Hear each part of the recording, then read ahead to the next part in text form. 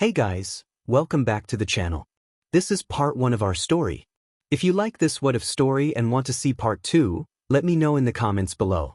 Before we start, don't forget to like, subscribe, and share this video with your friends.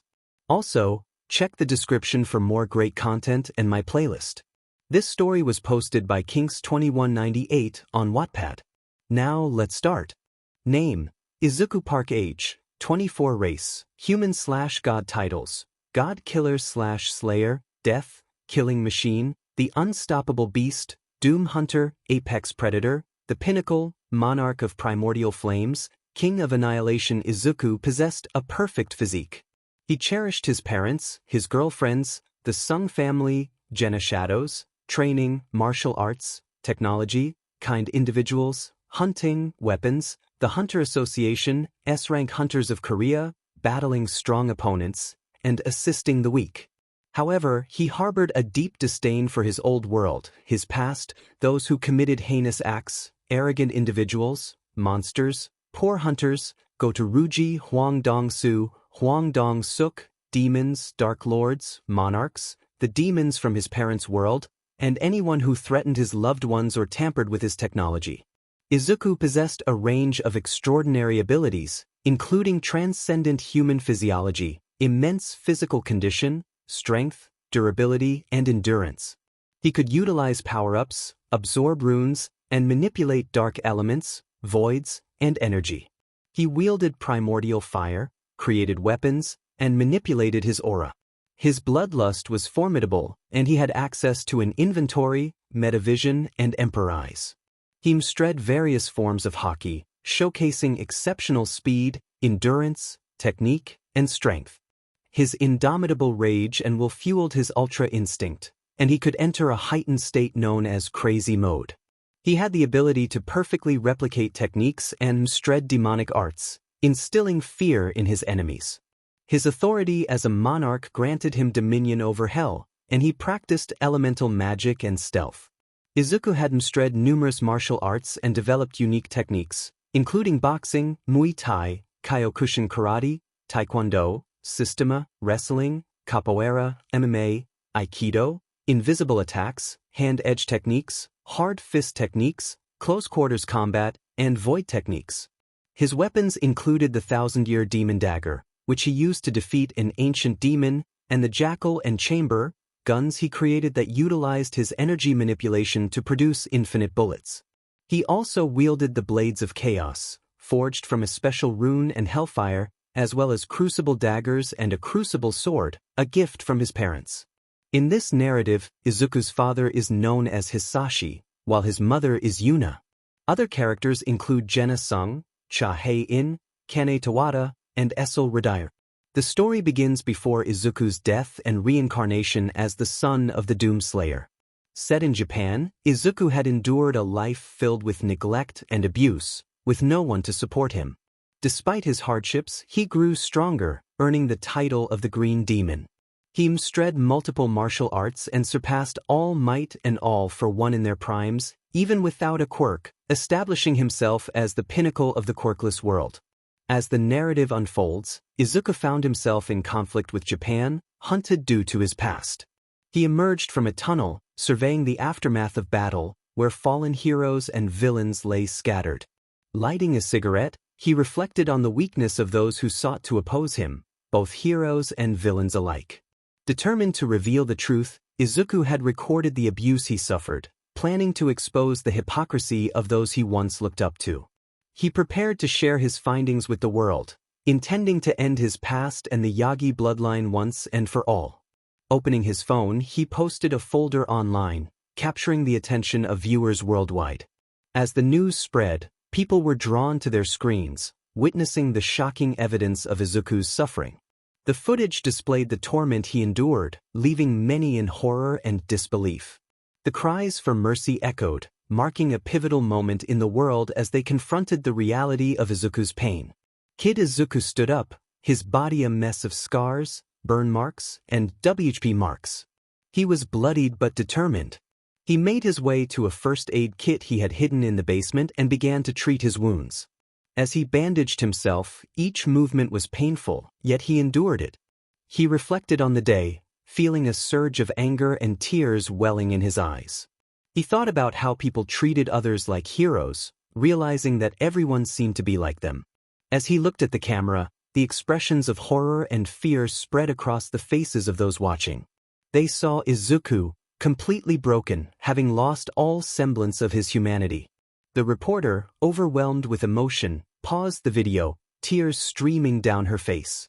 She expressed her inability to continue, leaving the scene in distress.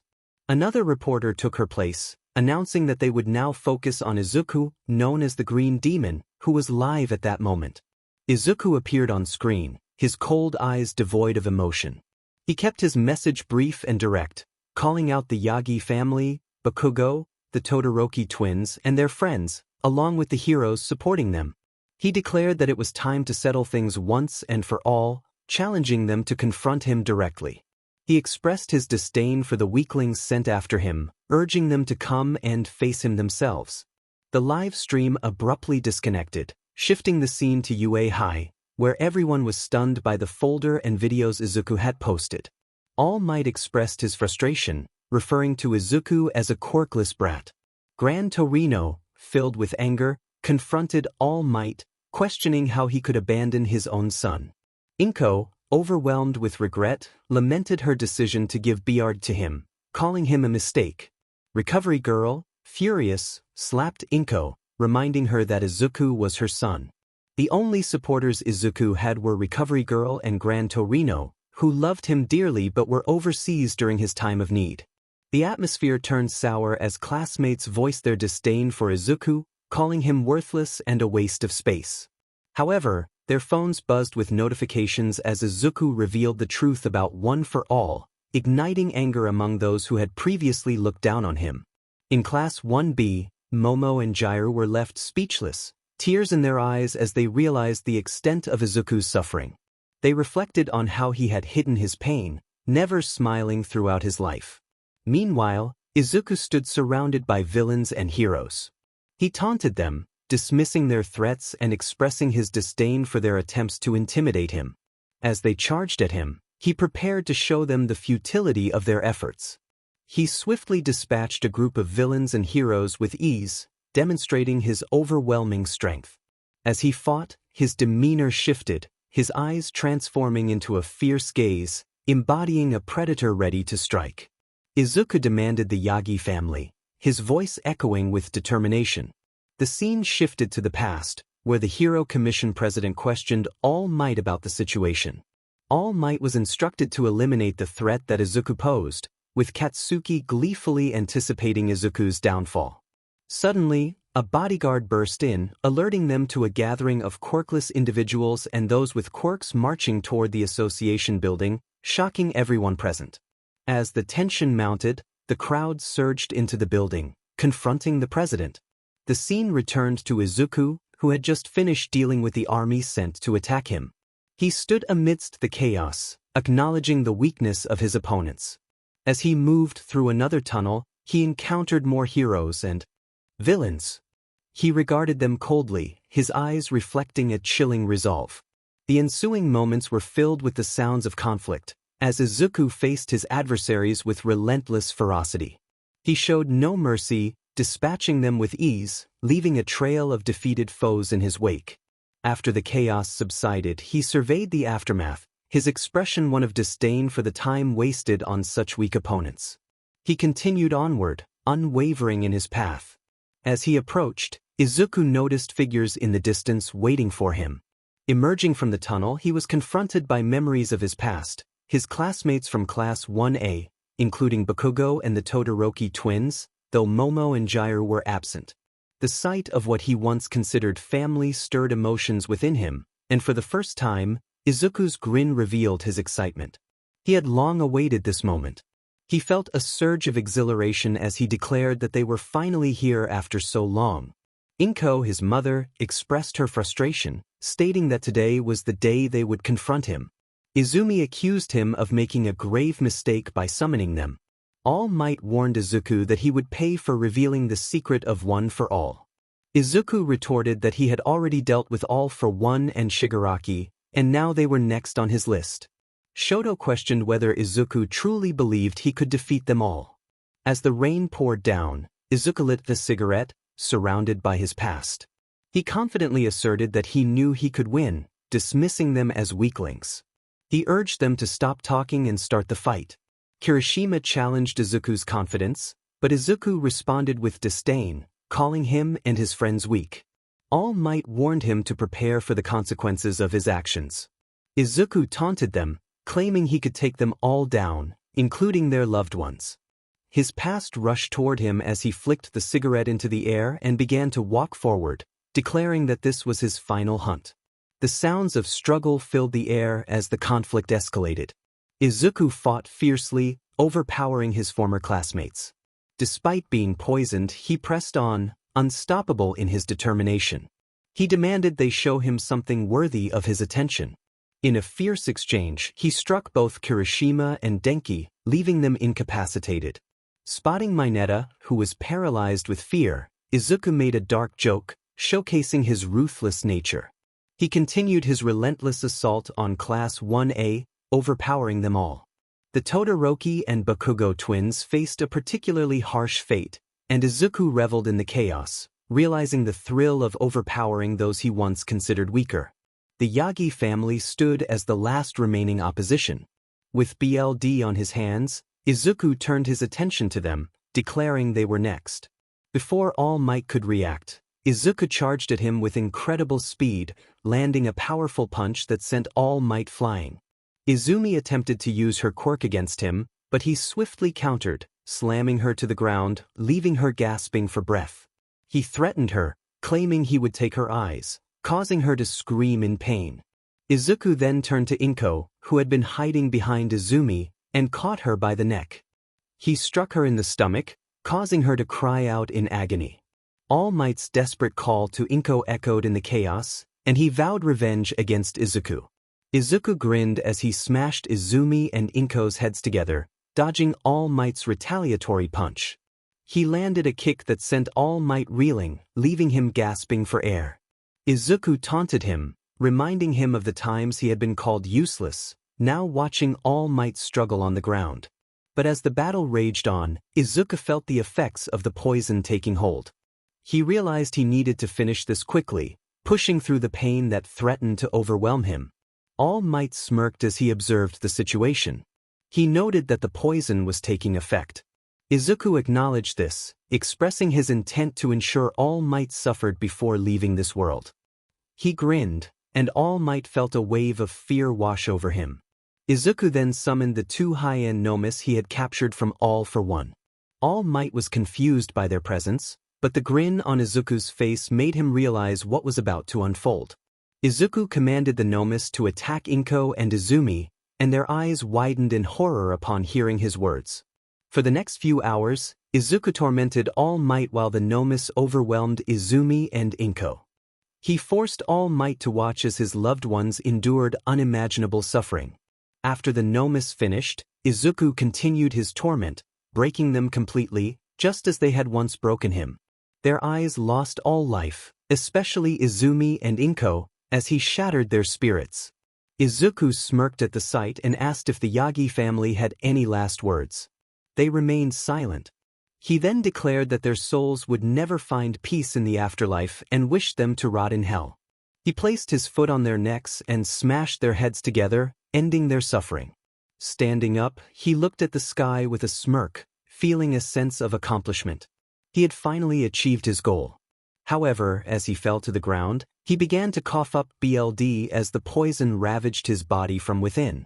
He accepted his fate, reflecting on his life and the revenge he had taken. Izuku smiled one last time, thinking that his hunt was over and that he had finally earned his death. He closed his eyes, passing away with a smile on his face. To be continued. In the void, Izuku floated, having accepted his fate. He realized he was alone, with no family or friends, just him against the world. As he opened his eyes, he sensed a presence nearby. A mysterious figure stood behind him, and Izuku instinctively created distance. The figure introduced itself as king, claiming to be a god and the creator of the multiverse. Izuku felt a chill run down his spine from the figure's aura. King offered Izuku a choice: to go to heaven and rest for eternity, or to reincarnate into another world and live a life he had always desired. Izuku, sensing the seriousness of the offer, asked if there was a catch. King assured him there was none, explaining that he could live the life he always wanted, having been a good person despite his struggles. After considering his options, Izuku chose to reincarnate.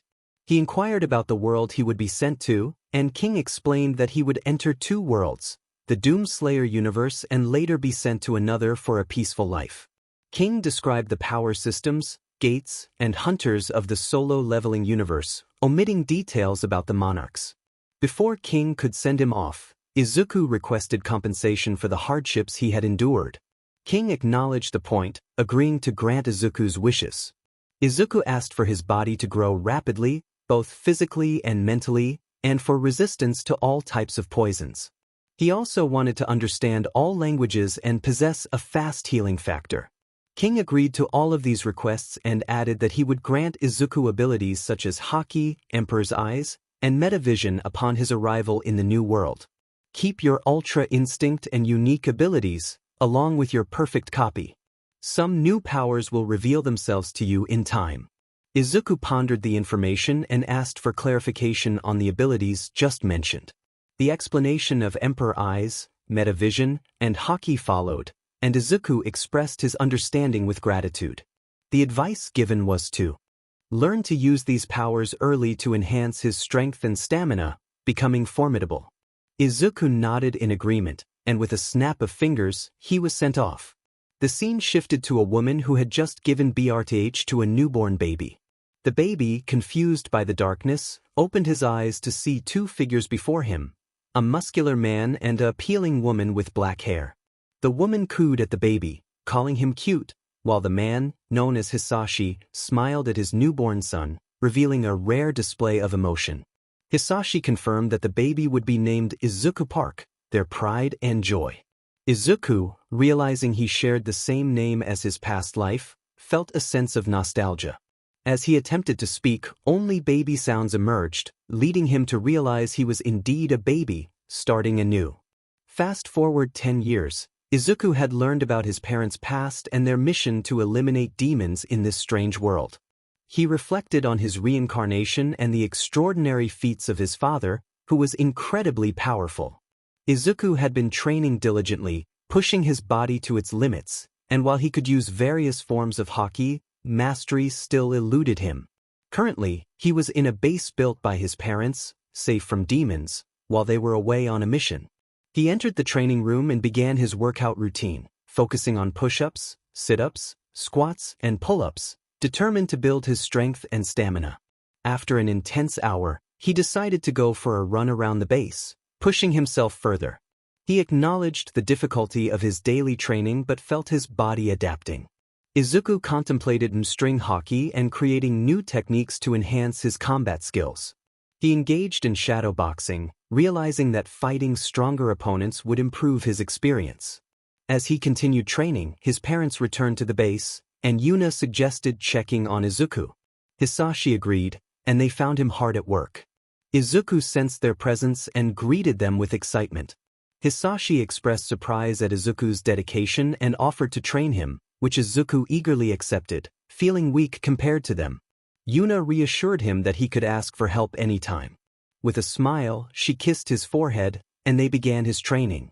Fast forward 14 years, Izuku had mastered Haki and achieved a perfect physique, thanks to his parents' guidance. He had also been fighting demons alongside them, creating his own weapons and an AI companion named Friday.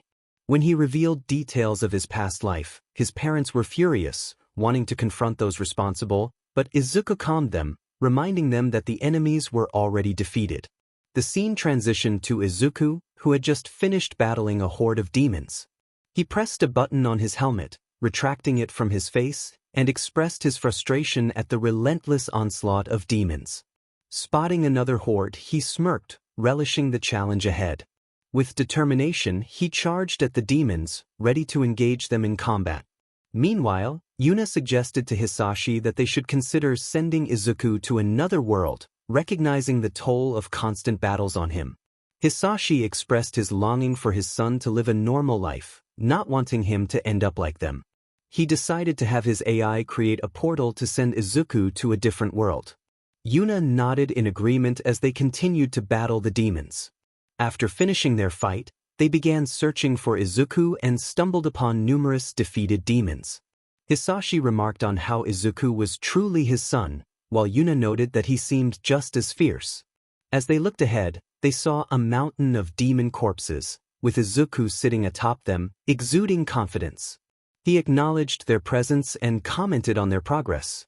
𝗧𝗵𝗃 called for Izuku to come down so they could talk. Izuku jumped off the pile, landing with a thud that created a small crater, and approached his parents, curious about their conversation. Yuna informed Izuku that they would be sending him to a different world. His eyes widened as he recalled the earlier mention of this plan. 𝗧𝗵𝗃 confirmed their intentions, explaining that they didn't want him to spend his life solely fighting demons. Yuna expressed her wish for him to have a peaceful life, grow up, find love, and be happy. Izuku contemplated this, realizing it was what the creator had meant, but he felt reluctant to leave them behind. He acknowledged that his parents were strong enough to handle themselves and asked if they were sure about this decision. 𝗧𝗵𝗃 reassured him that they were certain and promised to reunite once they had defeated all the demons in hell. Yuna encouraged him to enjoy his life and have fun. Izuku smiled and hugged his parents, who embraced him back. He agreed to go, and they exchanged warm farewells. Months later, 𝗧𝗵𝗃's AI, 𝗧𝗵𝗃, successfully created a portal for Izuku. He stood ready, dressed in black combat gear, with a bag of technologies slung over his shoulder. He bid farewell to his parents, and Yuna kissed his forehead, wishing him luck. She reminded him to stay safe and to show anyone who challenged him what he was made of. Izuku promised to take care of himself and to introduce them to the girl he would eventually love. 𝗧𝗵𝗃 hugged Izuku one last time, telling him to take care. Izuku reassured his father before walking toward the portal, speaking to his AI, Friday, to confirm that everything was ready. With a final glance back at his parents, he stepped into the portal, his expression shifting to one of determination as he prepared to face whatever awaited him in the new world. To be continued. Izuku found himself falling through a portal, a heavy sigh escaping him as he plummeted. He couldn't shake the feeling of dread that accompanied his descent. As he fell, a mysterious figure watched the portal close behind him, murmuring about a successor and the need to grow stronger before their inevitable meeting. As Izuku tumbled through the sky, he caught sight of a sprawling city below. Confusion filled his mind as he wondered where he was.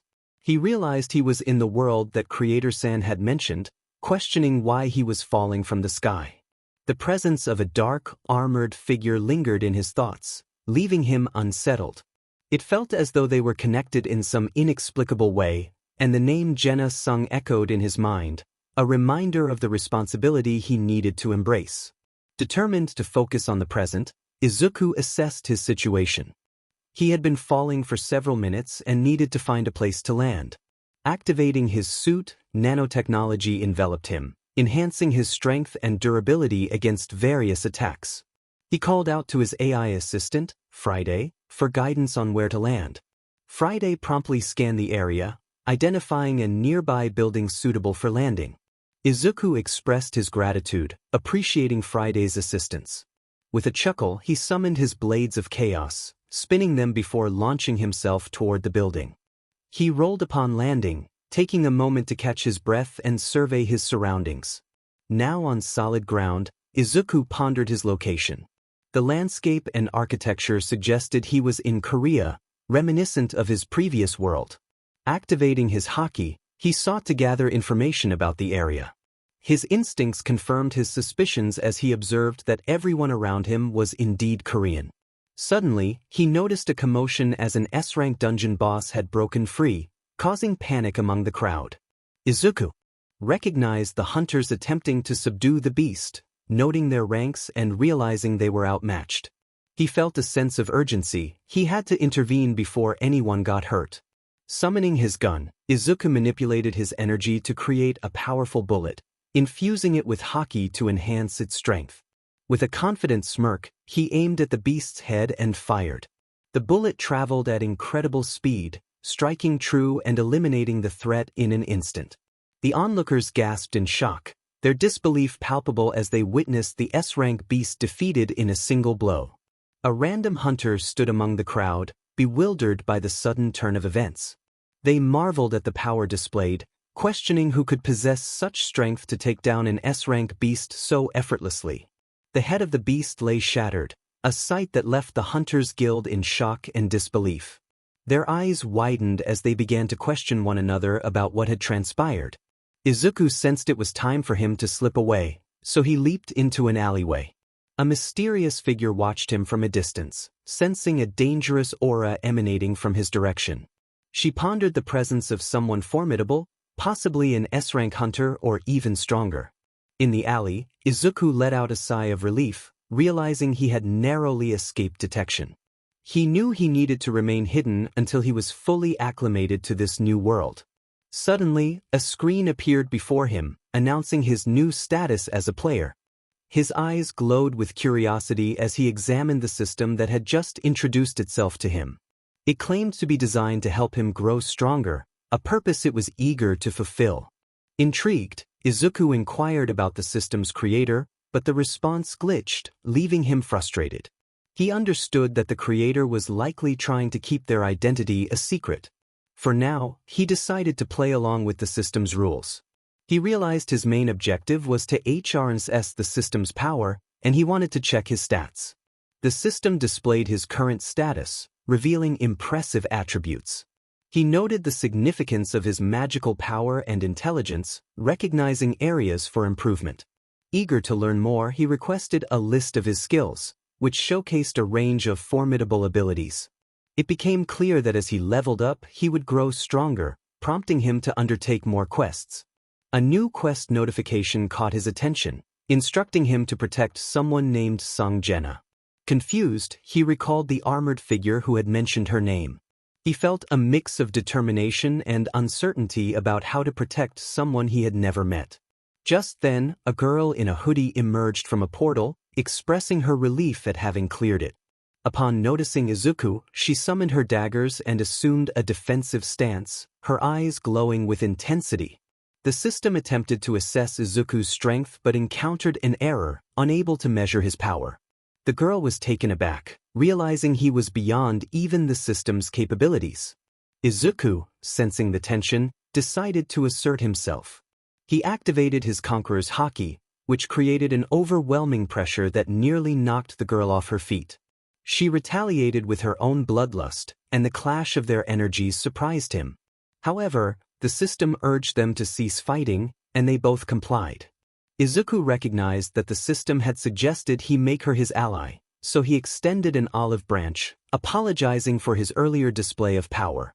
He introduced himself, and she responded with her name, 𝗬𝗪.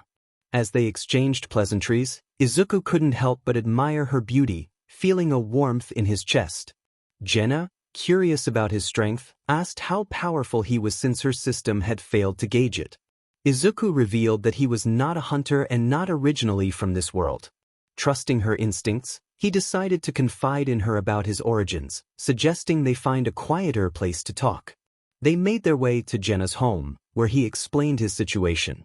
She was surprised but offered him a place to stay, which he initially hesitated to accept, not wanting to impose.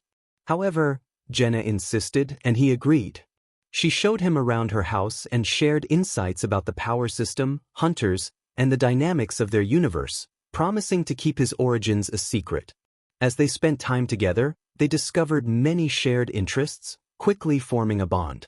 𝗬𝗪 recounted her journey to becoming the Shadow Monarch, and Izuku shared details about the world he came from.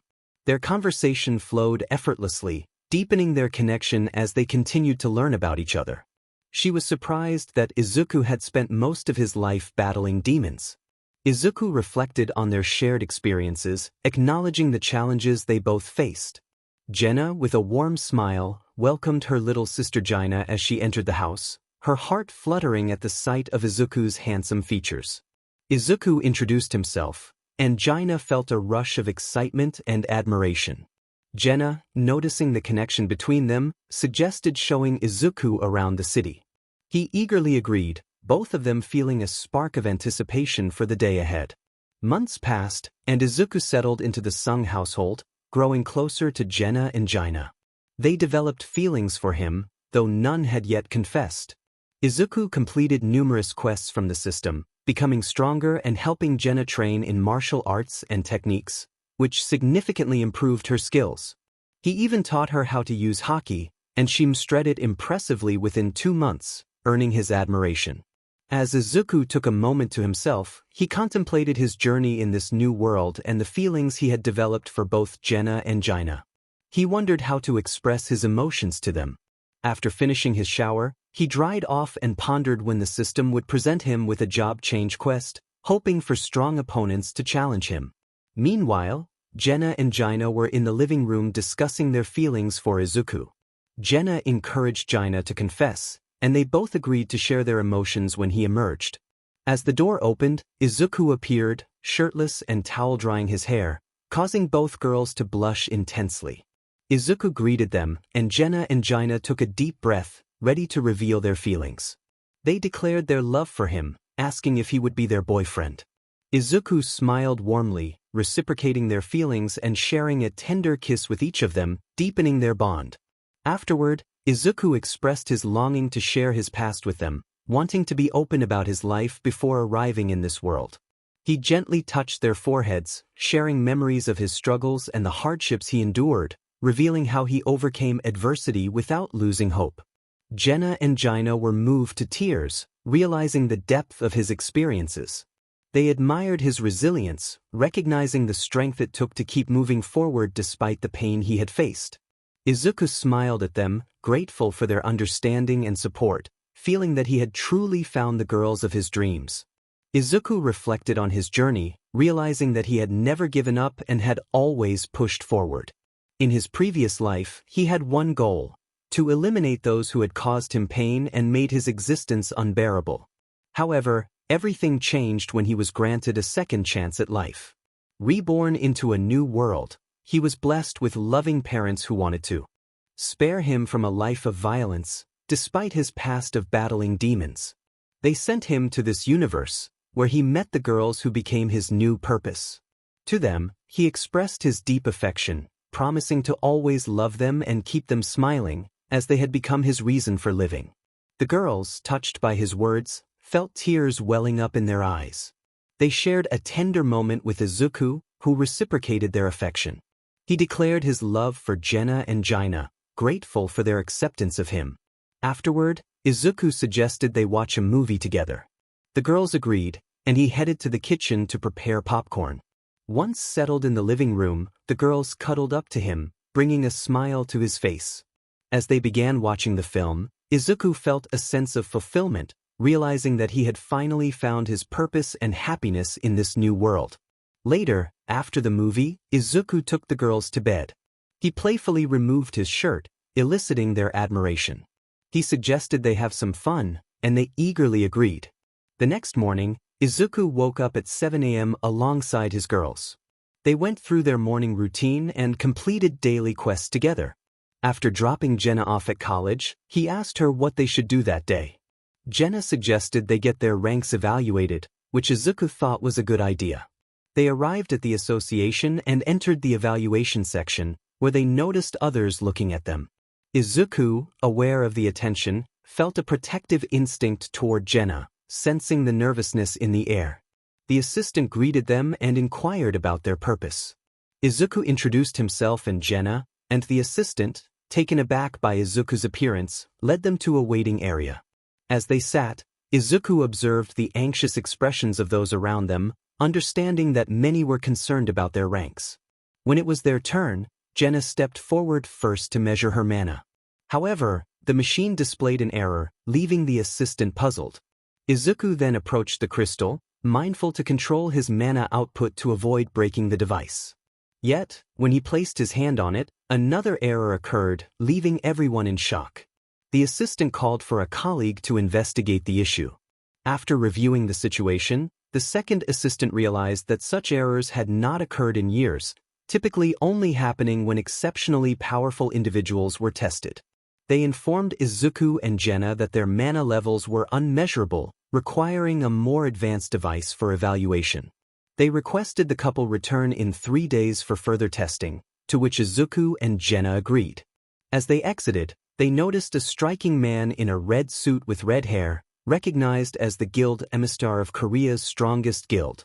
He acknowledged their presence, declaring that there was no need for further evaluation. Their auras clearly indicated they were S-rank hunters. Izuku and 𝗬𝗯 exchanged glances, realizing the significance of this moment and the potential that lay ahead for them in this new world. Choi Jong-un, a figure of immense power and potential, observed the darkness surrounding Izuku. The aura emanating from Izuku and 𝗬𝗯 together felt like the very embodiment of death itself. Choi approached them, introducing himself as the guild emissary of the Hunters Guild. Both Izuku and 𝗬𝗯 greeted him politely. Choi inquired if they were interested in joining a guild, to which Izuku replied that they had no current interest. 𝗬𝗯 added that they would reach out if they ever decided to join. Choi thanked them and handed them his card, expressing hope to hear from them. As they vanished without a trace, Choi was momentarily taken aback by their speed, suspecting they might be assassins. Baek Yoon-ho entered the building and spotted Choi. He recognized Choi and wondered about his presence. Choi smirked, realizing he had been caught observing. He speculated that Baek was aware of the girl involved in a recent incident where his guild members had been saved. The scene shifted to Izuku and 𝗬𝗯 visiting 𝗬𝗯's mother, who lay in a coma due to a disease known as eternal sleep. 𝗬𝗯 wore a sad expression while looking at her mother. Izuku comforted her by pulling her close, kissing her forehead, and assuring her that they would save her mother. 𝗬𝗯 managed a small smile, expressing her belief in their success.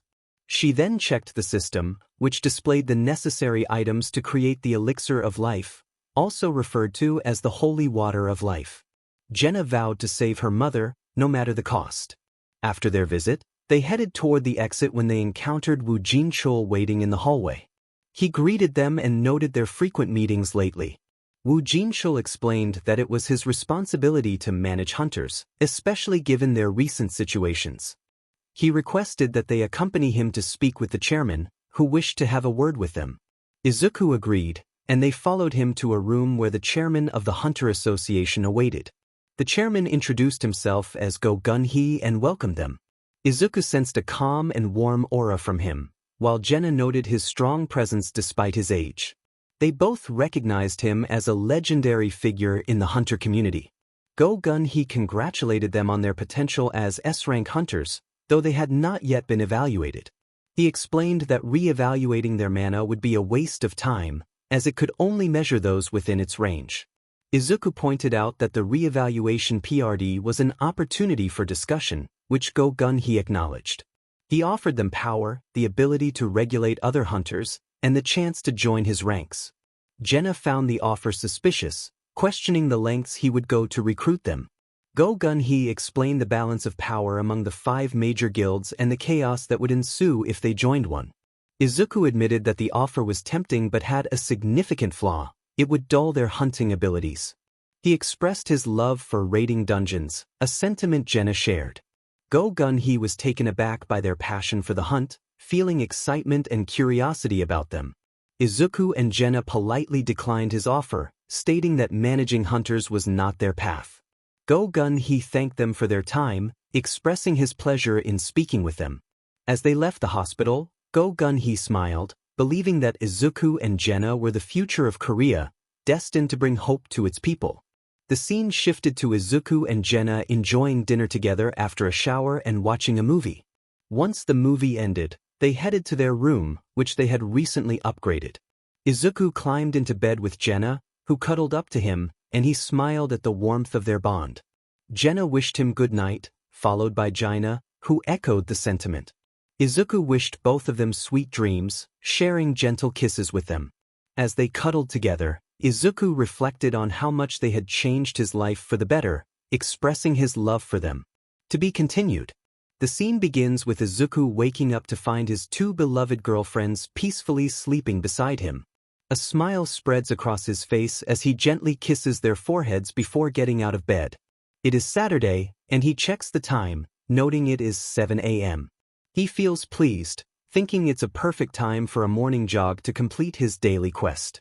Izuku wonders why the system assigned him daily quests when he feels his body is already at its peak. However, he brushes off the thought, reminding himself that he has always maintained his fitness routine, even back home. He glances at the system, which displays his daily quests. Push UPS, 100 to 0, sit UPS, 100 to 0 curl UPS, 100 to 0 squats, 100 to 0 running, 100 to 0 determined. He decides to start his workout. Just then, 𝗫𝗓 wakes up, rubbing her eyes and smiling at Izuku. She greets him warmly, and he returns the affection with a smile. 𝗫𝗓 asks if he is going out, to which Izuku explains he plans to complete his daily quest, shower, and then make breakfast. 𝗫𝗓 decides to join him, and they head out together to work out. After finishing their exercises, they shower and change into casual clothes. Izuku then begins preparing breakfast for his girlfriends. Meanwhile, 𝗫𝗓 wakes up and finds 𝗫𝗓 in the living room, checking her stats on the system, which 𝗫𝗓 cannot see. She greets her sister and asks about Izuku. 𝗫𝗓 informs her that he is in the kitchen making breakfast. 𝗫𝗓 heads to the kitchen to find Izuku busy on his phone, humming a tune. She hugs him from behind, and he smiles back at her with affection. 𝗫𝗓 asks for her morning kisses, and Izuku happily obliges. They enjoy breakfast together, and afterward, 𝗫𝗓 decides to go on a raid as a miner alongside Izuku until they officially become S-rank hunters, using this time to enjoy their lower ranks. As they arrive at the mining site, an extra worker questions 𝗫𝗓's hunter tag, noting how different they look. 𝗫𝗓 confirms her identity, and Izuku introduces himself as an E-rank hunter, intentionally downplaying his rank to avoid drawing attention. They begin mining, impressing other workers with their speed. Some are surprised by Izuku's physique, speculating that an E-rank hunter shouldn't possess such a strong body. As they continue, they are instructed to stop as the Hunter Guild's main strike team arrives. 𝗫𝗓 notes the arrival of the country's best strike squad, while Izuku recognizes the vice guild 𝗵𝘃𝗃 𝗧𝗵𝗃𝗃, who exudes a warm, radiant aura. He admires her strength and beauty, noting that few women possess such power. Suddenly, 𝗧𝗵𝗃𝗃 feels as if she is being watched and glances in their direction but sees no one. She dismisses the feeling and walks away, covering her nose with a cloth. Izuku reflects on how perceptive she is, realizing that if he hadn't suppressed his aura, he would have been detected. Later, during lunch, 𝗫𝗓 and Izuku rush to the dungeon boss room, where they find a giant. Izuku smirks, contemplating whether to take it on himself or let 𝗫𝗓 handle it. 𝗫𝗓 encourages him to have fun with it, and he prepares to summon one of his blades of chaos, considering the consequences of defeating the boss. Just then, they are interrupted by 𝗧𝗵𝗃𝗃, who questions what they are doing there. She warns them that they are near the boss's lair and advises them to leave. Izuku apologizes, and as she examines him, she notices he isn't holding a weapon, despite having seen him with one moments before. 𝗧𝗵𝗃 approaches Izuku, taking a sniff and expressing surprise at his pleasant scent. Izuku, curious about her reaction, wonders what is happening as she seems taken aback by him. Izuku was approached by 𝗧𝗵𝗃𝗃, who inquired if he was truly a hunter. She noticed the tag around his neck, identifying him as an E-rank hunter. Despite her initial concerns, she advised him to be cautious as he prepared to leave. At that moment, she couldn't sense his aura, which was significantly stronger than hers. Izuku, feeling a bit frustrated, thought about how he would wait for the system to provide him with dungeons and quests to level up. As he departed, 𝗧𝗵𝗃𝗃 pondered the situation, realizing that his lower rank meant he lacked a foul aura, and in fact, he smelled quite pleasant. Meanwhile, Izuku and 𝗫𝗓 were offered positions as miners, but they politely declined, knowing that the Hunter Guild squad B would be arriving soon. They agreed to assist when the squad arrived. Upon returning home, 𝗫𝗓 greeted her sister 𝗫𝗓 warmly, who affectionately welcomed Izuku with a kiss. After sharing a moment, 𝗫𝗓 mentioned that dinner was ready and suggested that they freshen up before eating. The three enjoyed dinner together, followed by a movie, before heading to bed. Later that night, Izuku received a quest from the system, which turned out to be an A-rank dungeon. He entered the dungeon and quickly dispatched the weak monsters within. He noted how easily they fell before him, feeling a sense of confidence in his strength. The system notified him that he had leveled up, and he checked his status window, pleased to see his progress. Izuku reflected on how much stronger he had become over the past few months, considering that he would likely be at level 95 if he weren't sharing experience points with Jenna. He acknowledged her growth, realizing that she was now at his former strength level. He was glad to see her become stronger, especially since they were in a party, allowing her to level up faster. Another notification appeared, indicating that he had reached the required level for a job change quest. Intrigued, Izuku accepted the quest, deciding to enter the dungeon the following day since he needed rest after a long day. The next day, Izuku found himself in a forest, ready for his job change quest. He felt a surge of excitement as he prepared for the challenge ahead. The system opened a portal surrounded by black and pink flames, and he sensed a powerful aura emanating from it. With a determined smirk, he stepped through the portal. Upon entering, he discovered a hall reminiscent of a place he had seen before. The system informed him that he could not leave the dungeon until he cleared it, and his potion and shop abilities were restricted. However, he could still use certain abilities, which he accepted as a challenge. As he ventured deeper, he encountered a wasteland filled with lava, reminiscent of hell. His instincts kicked in as he narrowly dodged a dark energy spear. Turning to face his attacker, he found a demon knight wielding dark spears. Amused by their appearance, he taunted them, eager to engage in battle. As the knights attacked, Izuku skillfully dodged their strikes, countering with powerful punches and kicks. He relished the thrill of the fight, feeling invigorated as he took down the knights one by one. With each victory, he felt a rush of excitement, reveling in the chaos of the battle. Izuku continued to fight with relentless speed, tearing through the ranks of Hell Knights, feeling unstoppable. He embraced the exhilaration of the moment, shouting with joy as he fought. The thrill of battle fueled his determination, and he was ready to face whatever challenges lay ahead. Dodging the spears and fireballs, Izuku was enjoying himself immensely. He covered his hand in haki, a confident smirk on his face. The system activated, announcing that the skill haki was now in effect. With a swift kick, he struck one of the knights in the face and leaped into the air, enveloping himself in haki. Instinctively, he combined it with mana, feeling as if he and the mana were one. The system chimed again, indicating that he had learned the skill mana manipulation. Izuku was exhilarated, realizing he had more power at his disposal. With a determined grin, he declared that it was time to begin the battle. As he began to free fall, he laughed maniacally, taunting the knights below. He activated Advanced Conqueror's haki, preparing for a devastating move. Punching the ground amidst the knights, he unleashed a massive explosion that created a deep crater, shrouding the area in smoke. As the smoke cleared, he spotted more Hell Knights surrounding him, armed with arrows, magical attacks, and dark spears. Izuku's grin widened as he observed their coordinated efforts. He effortlessly dodged their attacks with incredible speed, backflipping to retrieve his 1,000-year demon dagger from his inventory. Breathing deeply, he gripped his sword tightly, his eyes glowing purple as he charged haki and mana through his body and weapon.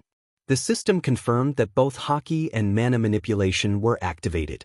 With a powerful leap out of the crater, he rushed toward the Hell Knights, the haki and mana around his sword intensifying, thickening the air. He unleashed a haki move, Void Slash, obliterating the Hell Knights and reducing them to ash. Notifications from the system flooded his vision, celebrating his victories. Feeling invigorated, Izuku sensed a strong and dangerous dark aura emanating from the direction of the castle. A mad grin spread across his face as he anticipated the experience points awaiting him.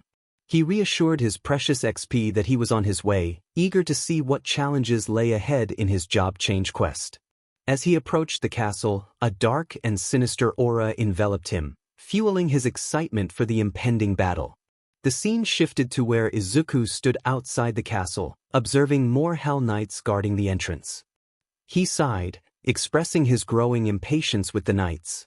With a flick of his 1,000-year demon dagger, he swiftly dispatched the Hell Knights, his instincts warning him of something dangerous nearby.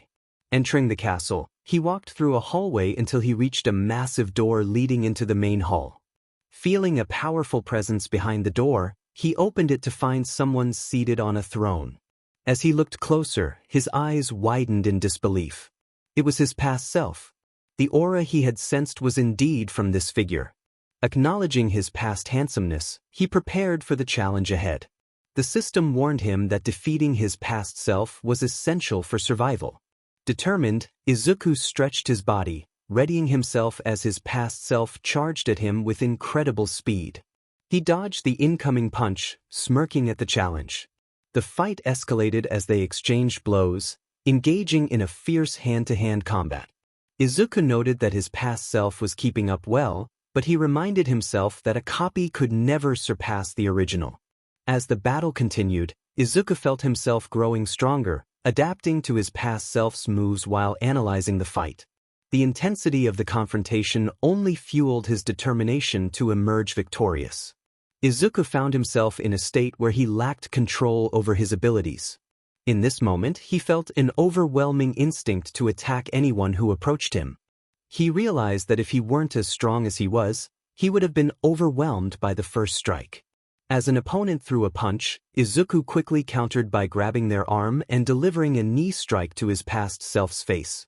He then seized the current version of himself and slammed him to the ground. With a swift motion, Izuku executed a spinning kick, landing a blow on his past self. His past self, now armed, caught Izuku's attention, causing his eyes to widen. The opponent charged at him with increased speed, prompting Izuku to summon his blades of chaos and rush forward as well. The system activated, enhancing his movement speed significantly. Izuku felt a rush of excitement as he prepared for the battle ahead. As they clashed, the shockwaves from their attacks began to shatter the castle around them. Izuku noted that the user interface was adapting to keep pace with him, and he decided it was time to get serious. He found an opening and struck his past self in the face, then grabbed his collar and threw him to the ground. Without hesitation, he unleashed a flurry of rapid combos that his past self struggled to counter. Izuku retrieved his 1000-year demon dagger from his inventory, gripping it tightly as he prepared to finish the fight. He activated his advanced Conqueror's Haki and mana manipulation, coating his sword in a powerful energy. The system confirmed the activation of his skills, enhancing his swordsmanship and mana usage. As his past self charged at him, Izuku executed a series of swift slashes, overwhelming his opponent. In a flash, his past self disintegrated into tiny particles, signaling his defeat. The system then notified him of a level up, presenting him with several rewards, including a new weapon and skills. Excited by his new acquisitions, Izuku wondered if the job change quest was complete. Just then, multiple portals opened around him, revealing a horde of Hell Knights, demons, golems, and mages. The system instructed him to survive for as long as possible, with the promise of higher rewards for greater performance. Izuku braced himself, realizing the knights were now stronger than before, akin to the demons he had faced in his previous world. He blocked a punch from one knight, dodged a kick from another, and caught an arrow mid-flight. A golem attempted to strike him, but he evaded the attack. As magical blasts erupted around him, Izuku remained unfazed, smirking as he prepared for the chaos ahead. He activated his mana, feeling ready to collect experience points from the incoming enemies.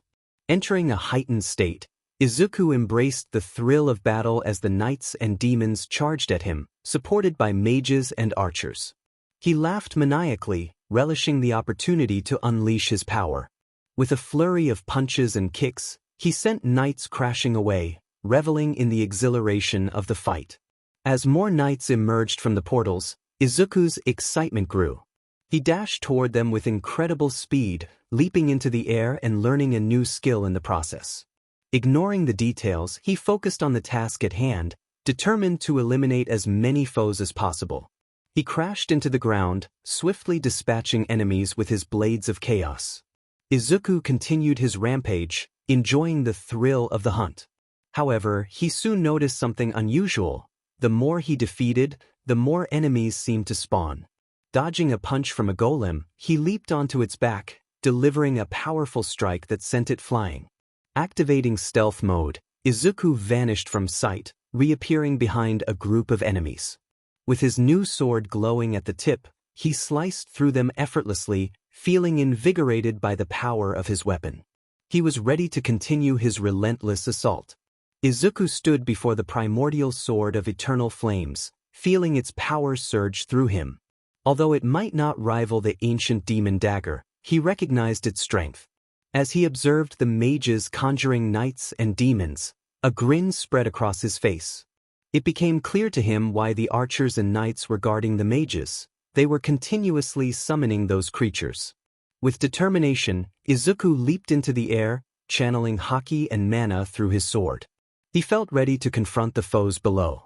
He declared that it was time for him to deliver punishment to those who had been causing trouble. In a flurry of movement, he slashed through the remaining knights with incredible speed. Activating the skill known as Ruler's Hand, he felt a surge of power. This ability allowed him to control objects without needing to touch them. He called out, urging his enemies to come closer, not wanting to wait any longer. With a swift motion, he crushed the heads of 2 mages, and the system notified him of his victories. As he assessed the situation, he noted that only 4 mages remained. He attempted to use stealth again, but the mages employed their skills to detect him, causing his stealth to falter. Undeterred, Izuku prepared for the next challenge as the remaining mages summoned a massive golem, a terrifying amalgamation of knights, demons, and archers. Still airborne, Izuku reacted to the sight of the enormous creature with excitement. He dodged its powerful punch and charged at it, slicing through its arm with remarkable speed. However, he realized he had to be cautious as he continued his assault. Izuku felt the rush of speed as he maneuvered his body, using the ruler's hand to shift his motion toward the golem. With a swift movement he struck, severing the creature's head. Channeling his mana and haki through his sword, he unleashed a powerful attack. The mages around him found themselves immobilized as he declared his skill activated. The air crackled with energy as he charged forward, his swords vanishing as he struck a confident pose.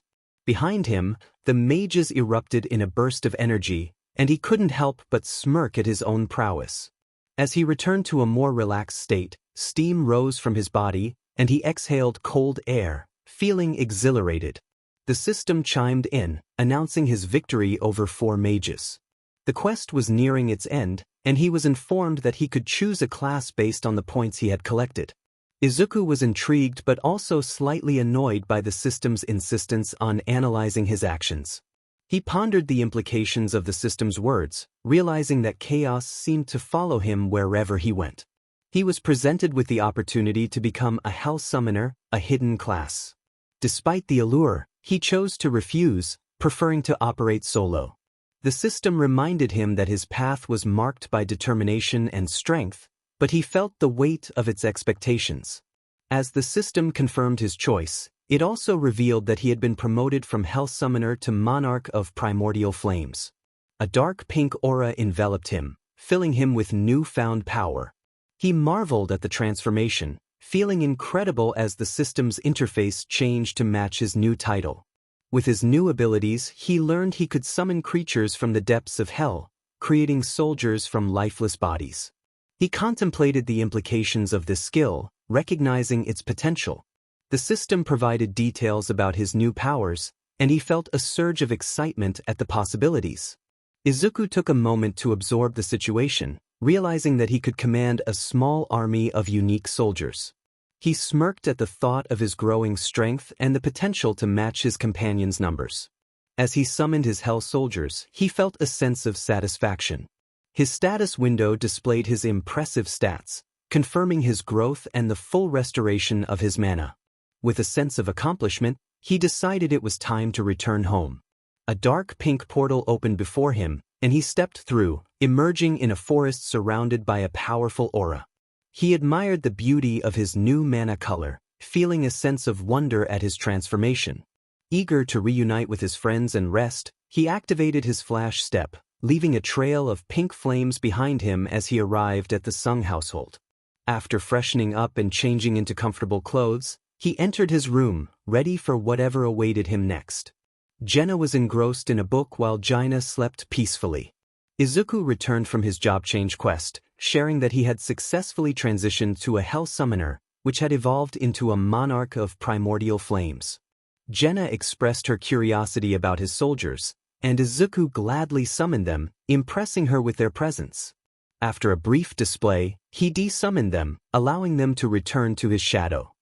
He then joined 𝗳𝗃 on the bed, wrapping her in a warm embrace. Feeling tired, he mentioned his longing to sleep, and 𝗳𝗃 agreed, suggesting they head to bed. As they shared a gentle kiss, 𝗳𝗃 smiled and complimented Izuku on his kissing skills, which made him smile back affectionately. They cuddled together, and 𝗳𝗃 shifted in her sleep, resting her head on Izuku's chest. He smiled down at her, kissing her forehead, and closed his eyes, enjoying the warmth of both girls as they drifted off to sleep. The next morning, Izuku woke up around 5 a.m., feeling refreshed. He quietly got out of bed, kissing both girls on the cheek before they stirred. 𝗳𝗃 eventually woke up and found Izuku working on something at the couch in their room. He reflected on the technology he had brought with him, realizing it would be beneficial to update his suits and make them more durable after a challenging encounter during his quest. He also thought about creating training opportunities for 𝗳𝗃 and 𝗳𝗃. Noticing 𝗳𝗃 was awake, she hopped out of bed wearing one of Izuku's hoodies. She greeted him and acknowledged his busy demeanor. Izuku explained his plans to enhance his nanotech suit and create a lab for his projects. 𝗳𝗃 suggested they could buy a new house since they had the means, and after some discussion, they agreed it was time to move, especially for 𝗳𝗃's happiness. After sharing a kiss, they explained to 𝗳𝗃 their plans to move, which excited her. Following a refreshing shower, they got ready and dropped 𝗳𝗃 off at college. As they parted, Izuku reminded her to head straight home after classes, having already purchased the new house. 𝗳𝗃 and Izuku then prepared to check out their new mansion before heading to the mining site for one last day as E-rank hunters. Upon arriving at the mansion, 𝗳𝗃 was in awe of its beauty, especially the black and purple decor that matched her tastes. They entered the house, and 𝗳𝗃 admired the interior, expressing her delight. They decided to unpack their belongings before heading to the Hunters Guild site to finish their mining jobs. At the mining site, they encountered 𝗵𝗃, the leader of Squad B, who was looking for a porter. Many miners hesitated to volunteer due to the dangers involved, but both 𝗳𝗃 and Izuku raised their hands, surprising the others.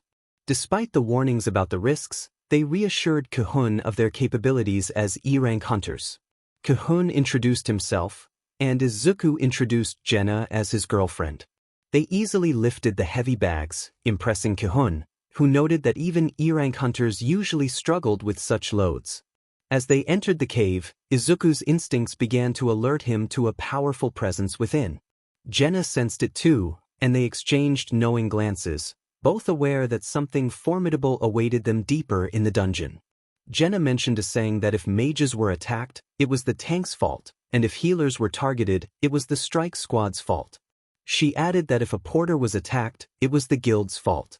Izuku found this amusing, noting how unlikely it was for a porter to become a target as long as the strike team held their ground. 𝗳𝗃's words were reassuring, yet they carried a deeper meaning. She suggested that Izuku and his team should focus on ensuring the strike team remained strong. Just then, they sensed something approaching, causing them to glow slightly. They both acknowledged the incoming threat, and the team quickly fell into formation without needing orders, impressing Izuku and 𝗳𝗃. As they spotted dungeon jackals, the strike team's eyes widened in surprise.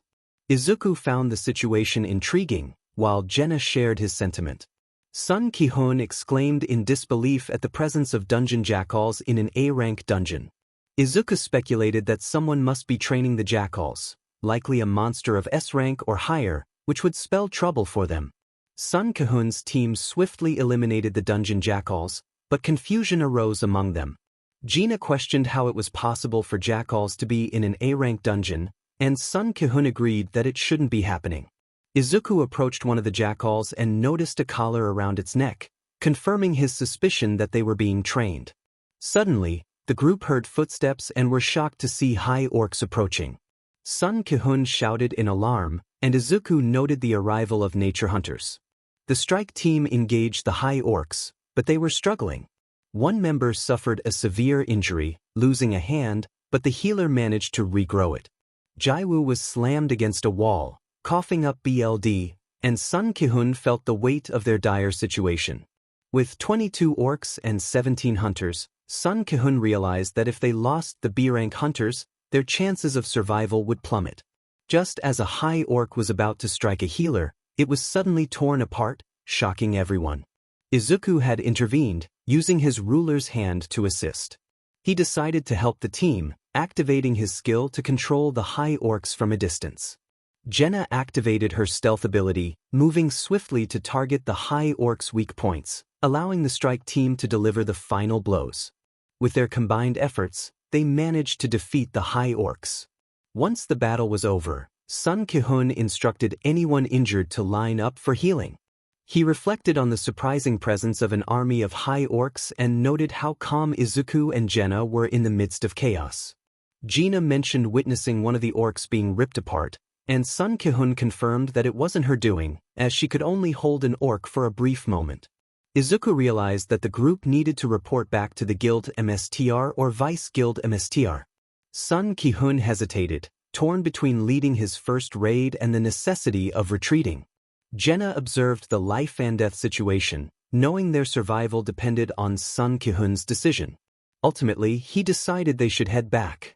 As they made their way to the gate, they found it blocked, and their attempts to break through resulted in the mages coughing up blood. Izuku sensed something and turned back, intrigued by the situation unfolding behind them. Jenna tapped 𝗏𝗵𝗃 on the shoulder, pointing out a group of high orcs that had doubled in size after the previous battle. Despair washed over the team as they realized they had barely defeated 22 high orcs, and now there were over an orc stepped forward, towering over 𝗏𝗵𝗃, who felt a surge of fear. The strike team prepared for battle, but 𝗏𝗵𝗃 ordered them to stand down, knowing that fighting would lead to their demise. The orc introduced itself as 𝗳𝗏𝗄, expressing a longing to meet them. Izuku found the encounter fascinating, eager for the experience points to be gained. Jenna was intrigued by the prospect of adding powerful monsters to her collection. 𝗏𝗵𝗃 asked 𝗳𝗏𝗄 if it was responsible for blocking the entrance, to which the orc confirmed, boasting about its magical barrier. 𝗏𝗵𝗃 inquired if there were any beasts stronger than 𝗳𝗏𝗄 within the cave. The orc arrogantly claimed that no one would dare oppose it and offered a choice: follow its soldiers or face death. With little choice, 𝗏𝗵𝗃 agreed to meet 𝗳𝗏𝗄, turning to Jenna and Izuku with a plan. He instructed them to attack the boss the moment they saw it, explaining that whether they succeeded or not, the barrier would not hold. He urged them to run outside and contact the main strike team during the fight. Izuku challenged the plan, questioning the wisdom of risking their lives for a mere dungeon boss. 𝗏𝗵𝗃 felt a chill at Izuku's intense gaze but shook it off, reminding himself of their mission. Their goal was to close the gate, not necessarily to survive, as many had invested heavily in this endeavor. He emphasized that they were trained for this, urging Jenna and Izuku to make it out alive. As they arrived at the dungeon boss room, they were met with multiple high orcs radiating a deadly aura. The strike team observed the boss sitting on a throne, while Izuku and Jenna stood behind them, ready for action. They exchanged glances, recognizing the potential for future allies among the strong monsters before them. Izuku felt a surge of excitement as he entered the dungeon, eager for the challenges ahead. 𝗳𝗏𝗄, a formidable creature, greeted them with disdain, referring to them as mere worms. 𝗏𝗵𝗃, the leader of their group, reminded everyone of their plan to attack on his signal. 𝗳𝗏𝗄, sensing their fear, unleashed a wave of intimidation that caused most of the team to tremble, but Izuku and Jenna remained unfazed, observing the monster with a relaxed demeanor. Izuku noted the creature's impressive aura and speculated on its abilities, thinking it could pose a challenge to other strong fighters. 𝗏𝗵𝗃 questioned 𝗳𝗏𝗄's motives for bringing them there, to which 𝗳𝗏𝗄 responded that it was merely for his amusement. He intended to entertain himself by eliminating them one by one.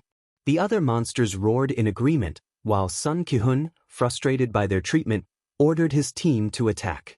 However, fear held them back, leaving him to charge at 𝗳𝗏𝗄 alone.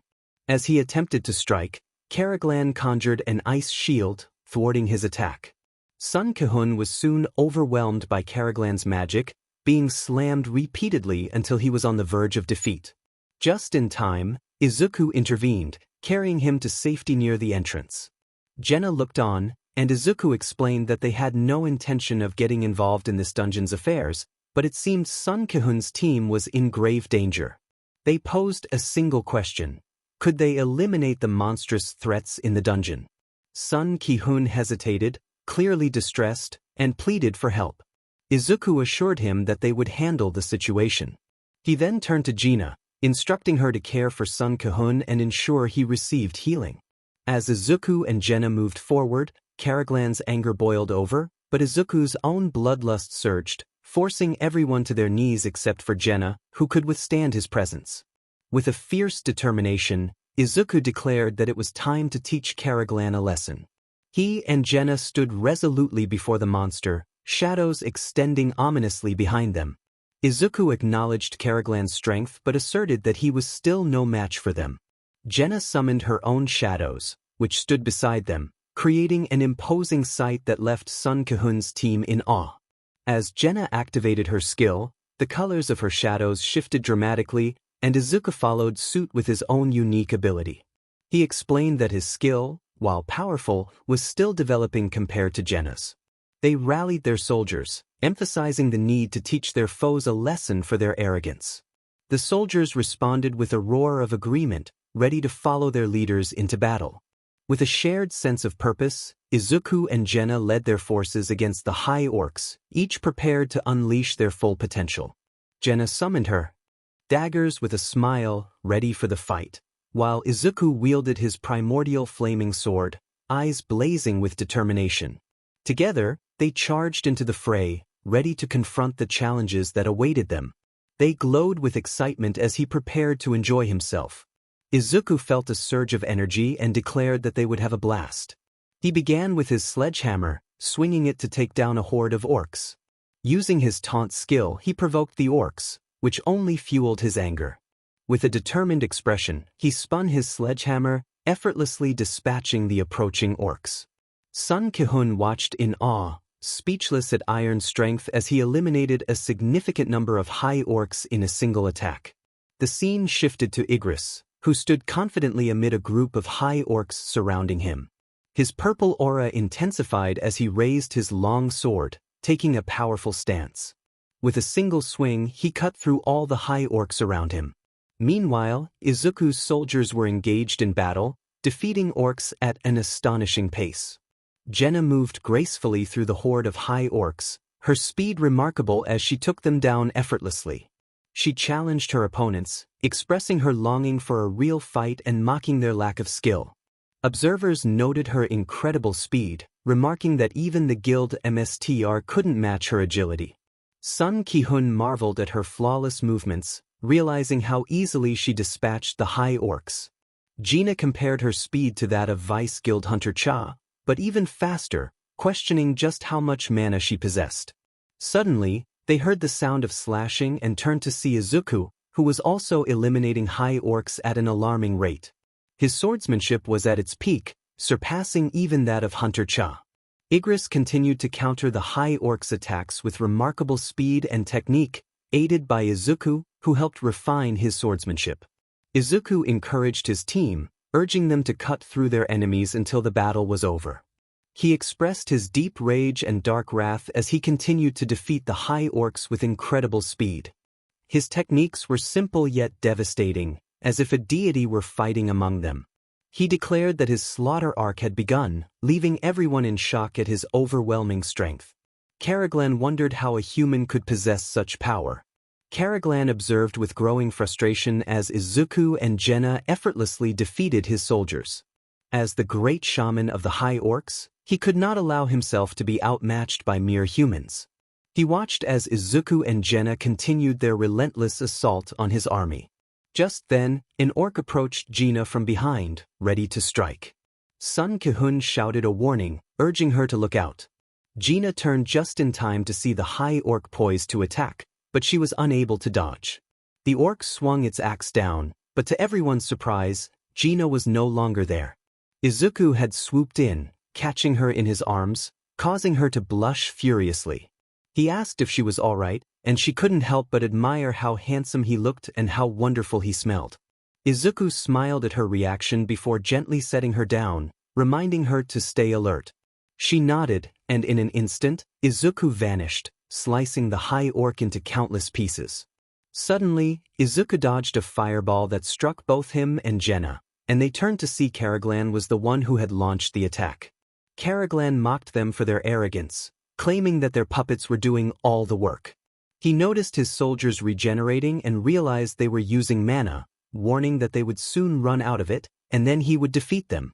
Izuku taunted 𝗳𝗏𝗀, questioning if he truly believed he would survive until then. 𝗳𝗏𝗀 dismissed him, insisting that he had nothing to fear from lowly humans. Izuku and 𝗳𝗂 proclaimed their strength as 𝗬𝗵𝗲 and necromancer, asserting that they were the strongest. They commanded the fallen high orcs to rise as their soldiers, and 𝗳𝗏𝗀's eyes widened in disbelief. Izuku pointed his sword at 𝗳𝗏𝗀, and the other high orcs began to retreat in fear. 𝗳𝗂 unleashed a wave of bloodlust, and Izuku smirked, sensing 𝗳𝗏𝗀's fear. As 𝗳𝗏𝗀 began to glitch, he realized the power of his opponents. Voices echoed in his mind, urging him to kill the humans. He commanded his soldiers to attack, but Izuku was ready to end the battle. He swiftly moved his sword, cutting through the high orcs with ease. 𝗳𝗏𝗀, frustrated, cast spells that caused Izuku's team to fall, coughing and struggling to see through the pain. However, Izuku remained unfazed as magic circles appeared around him, only to shatter, much to 𝗳𝗏𝗀's shock. The system activated immunity, removing any status abnormalities, and Izuku smirked at 𝗳𝗏𝗀's misfortune. 𝗳𝗏𝗀 transformed into a giant, but Izuku remained unimpressed. He pointed out that growing larger only made him a bigger target. As 𝗳𝗏𝗀 launched his attacks, Izuku evaded them effortlessly. Using stealth, he appeared right in front of 𝗳𝗏𝗀, declaring that it was time to end the fight. He noticed Hunter Cha and dekuwhatif arriving, but decided to deal with them later. With a powerful punch charged with mana and haki, he struck 𝗳𝗏𝗀 in the face, sending him crashing to the ground.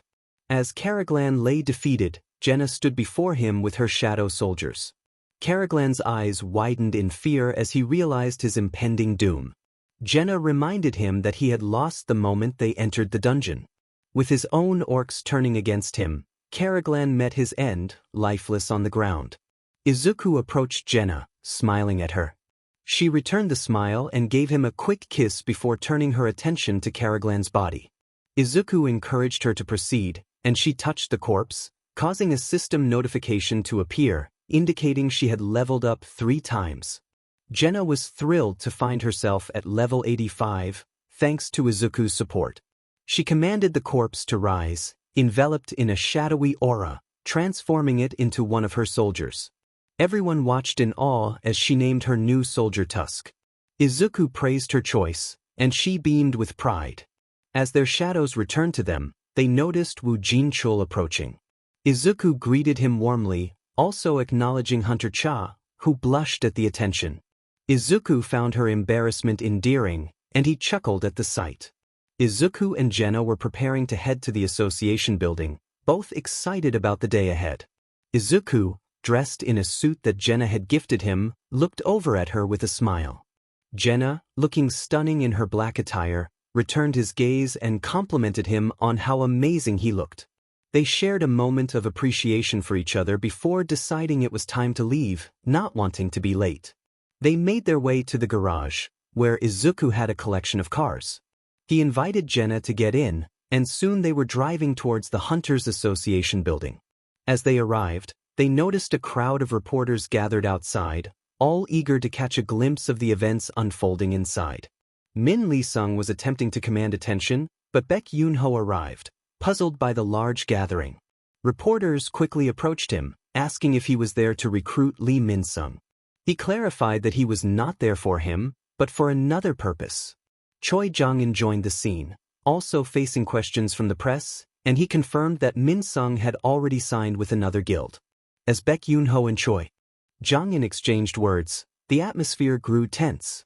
They discussed rumors of the Hunters Guild's recent close call, with 𝗵𝘃𝗁 asserting that they had suffered more than the White Tiger Guild.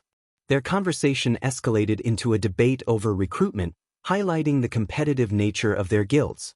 Suddenly, the sound of an engine roared to life, drawing everyone's attention. A car sped towards the building, drifting to a stop right in front of it. Izuku and 𝗳𝗃 emerged from the vehicle, and the reporters eagerly snapped photos, clamoring to ask them questions. Izuku, with a confident demeanor, navigated through the crowd, making his way to the entrance. The guards hesitated, but a fierce look from Izuku made them step aside, allowing him and 𝗳𝗃 to enter. Inside, they were greeted by 𝗵𝘃𝗁, Choi Jong-in, and 𝗤𝗏, who were waiting for them. 𝗳𝗃 remarked on the impressive presence of 3 S-rank hunters, while 𝗤𝗏 noted the significance of 2 new S-rank hunters in their country and expressed curiosity about their potential. As they prepared for the evaluation, 𝗤𝗏 led them to a designated area. An employee approached, ready to assess their abilities. Izuku and 𝗳𝗃 showcased their summoning skills, impressing everyone present. 𝗳𝗃 summoned her creatures, while Izuku revealed his own impressive array of summoned beings, leaving the onlookers in awe. The atmosphere was charged with excitement as they prepared for the next stage of their journey, eager to see what lay ahead. Choi Jong-in summoned over 300 soldiers, feeling an overwhelming surge of mana. 𝗵𝘃𝗁 noted that the power was so intense it could even surpass his own abilities. He recalled their previous encounter during the Red Gate incident, where 𝗳𝗃 had been slightly weaker than him, but now the difference in strength was astonishing. 𝗤𝗏 sensed a deadly and dark aura surrounding the summoned soldiers and noticed that Izuku was trying to contain a similar aura, which felt even more dangerous. He realized that both Izuku and 𝗳𝗃 had the potential to change the world, especially Izuku Park. They received their licenses, officially becoming S-rank hunters. Izuku smirked while enjoying one of his treats, feeling excited about the trouble they could stir up now that they had achieved their rank. He suggested they head home, and 𝗳𝗃 agreed. Just as they were about to leave, 𝗵𝘃𝗁 called out to them, prompting their attention. He requested a moment of their time, but Izuku politely declined, stating they had unfinished business. 𝗳𝗃 offered to take his contact information to arrange a future meeting, which 𝗵𝘃𝗁 appreciated. As they made their way to the exit, they were unaware of the crowd of reporters waiting outside. 𝗵𝘃𝗁 attempted to warn them, but it was too late. Izuku opened the door, and the reporters immediately began taking pictures and bombarding them with questions. One reporter asked how they felt about their recent achievements, while another inquired about 𝗳𝗃's remarkable rise from E rank to S rank. The excitement was palpable, with the entire nation watching. Meanwhile, in the USA, Hwang Dong-soo watched the news in frustration, crushing the remote in anger at the sight of Izuku still being alive. 𝗫𝗓, on the other hand, was delighted for her sister and Izuku, celebrating their success. Back with Izuku and 𝗳𝗃, 𝗵𝘃𝗁 placed a reassuring hand on Izuku's shoulder, offering to help them navigate through the crowd. Izuku declined the offer, and in a surprising move, 𝗳𝗃 vanished, reappearing behind the throng of reporters. Izuku then stepped forward, ready to face the questions, but he too suddenly disappeared, leaving 𝗵𝘃𝗁 in shock at their incredible speed. Choi Jong-in remarked on their swiftness, and soon Izuku and 𝗳𝗃 were in a car, driving home. 𝗫𝗓 congratulated her sister and Izuku on their new S-rank status. Izuku also met Yujinho, who visited them, and they quickly bonded, with Izuku considering him a younger brother. 𝗳𝗃 invited Izuku to join her in completing the demon castle, and he agreed. As they arrived at their destination, Yujinho dropped them off. 𝗳𝗃 expressed her confidence that they could conquer the demon castle together more efficiently with Izuku's help. Izuku agreed, pleased they had brought equipment for the task. 𝗳𝗃 revealed a robe that provided resistance to fire, wind, and lightning, while Izuku showcased rings he had created, filled with water magic attributes. They entered the dungeon, and as Izuku surveyed the surroundings, he noted the resemblance to a hellish landscape, complete with burning buildings. Suddenly, the system appeared before 𝗳𝗃, announcing her entry into the demon dungeon and presenting her with a quest to collect the demon's souls. The Demon King resided on the top floor of the demon castle. The quest was clear: defeat Baron and collect his soul. The system outlined the quest requirements and rewards, which included a top-tier rune stone, bonus stats, and an undisclosed reward. Izuku expressed excitement about the rewards, particularly the rune stone, and 𝗫𝗓 agreed, emphasizing its value. The system announced that floors 1 through 76 were open, prompting 𝗫𝗓 to choose floor 76. The system teleported them there, and 𝗫𝗓 took out the Orb of Avarice. 𝗬𝗏 emerged from her shadow, and as she handed the orb to him, she encouraged him to show them something impressive. 𝗬𝗏 nodded and unleashed a powerful blast at an approaching demon, reducing it to dust and leaving behind a significant impact. The sheer force of 𝗬𝗏's attack was double what he had displayed during previous battles with Izuku and 𝗫𝗓. Izuku realized it was best for the orb to remain in 𝗬𝗏's possession, and 𝗫𝗓 concurred. They decided to explore what else the floor had to offer. 2 days later, Izuku summoned his soldiers while 𝗫𝗓 did the same. He instructed them to form 12 teams of 260 soldiers, ensuring they were evenly distributed. 𝗫𝗓 added that they should fight anything in their path and search for the entry permit to the next floor. Izuku also requested that they capture a few demons for him and 𝗫𝗓 before sending them off on their tasks. After 2 days of searching on the 80th floor without success, 𝗫𝗓 noticed Izuku sitting on the ground and asked why. Izuku explained that he had realized they needed to learn to use mana effectively without relying on the system. He acknowledged that while he could use mana, it was primarily due to the system, and his control over Haki was not the same as his mana control. They decided to practice while their soldiers continued their search. 𝗫𝗓 agreed and kissed Izuku before sitting beside him. He encouraged her to remain calm and clear her mind of negativity. As she focused, she released a dark purple aura, her shadow mana. Izuku stood up, feeling his own mana overflowing, enveloping him in a pink flaming aura. He felt as if it were an extension of himself, and the sensation was exhilarating. He decided to test his newfound control. Spotting a horde of demons approaching, Izuku charged up an attack, naming it Divine Killshot, before launching it at the demons, obliterating them. 𝗫𝗓 smirked, impressed by his display. She then faced another horde, channeling mana through her hands and delivering a powerful punch that created a shockwave, taking out all the demons in one blow. Her control over mana had improved significantly, thanks to Izuku's guidance. Izuku admired her strength and felt proud to support her. They both received notifications from the system indicating they had leveled up by 2. However, they noted that their soldiers had yet to find the entry permit after 2 days of searching. 𝗫𝗓 wondered where it could be. Suddenly, they sensed something alarming and exchanged worried glances as they noticed their soldiers were being overwhelmed. Izuku realized someone was swiftly defeating their soldiers and identified it as Iron's group. 𝗫𝗓 asked who it was, and Izuku focused his senses, activating metavision to locate Iron and his team. He noted that his senses had improved significantly. Determining their soldiers could hold out for a while longer, Izuku picked 𝗫𝗓 up in a bridal carry, and she nestled against his chest. He smiled and activated one of his skills, Jump, enhancing his jump height. With mana charged in his legs, he leaped toward the location of the demons, enjoying the breeze with 𝗫𝗓. Upon landing, they faced the demon knights that had attacked their soldiers. Izuku assessed their strength, suspecting they were A or S rank level. As the knights charged, Izuku dodged an attack and countered with a kick that sent one flying. 𝗫𝗓 summoned one of her daggers and swiftly dispatched another knight. When another knight attempted to kick Izuku, he evaded and retaliated with incredible speed. With a confident smirk, he summoned his 1000-year demon dagger and teleported behind 2 of the demon knights, slashing them effortlessly. Only one knight remained, trembling in fear. 𝗫𝗓 noted the unusual sight of a demon retreating in fear, finding it amusing. The system confirmed their victories, awarding them experience points. Izuku pondered whether demons like those felt fear. The last remaining demon shook uncontrollably as Izuku's power radiated from him, and 𝗫𝗓 found his intimidating presence attractive.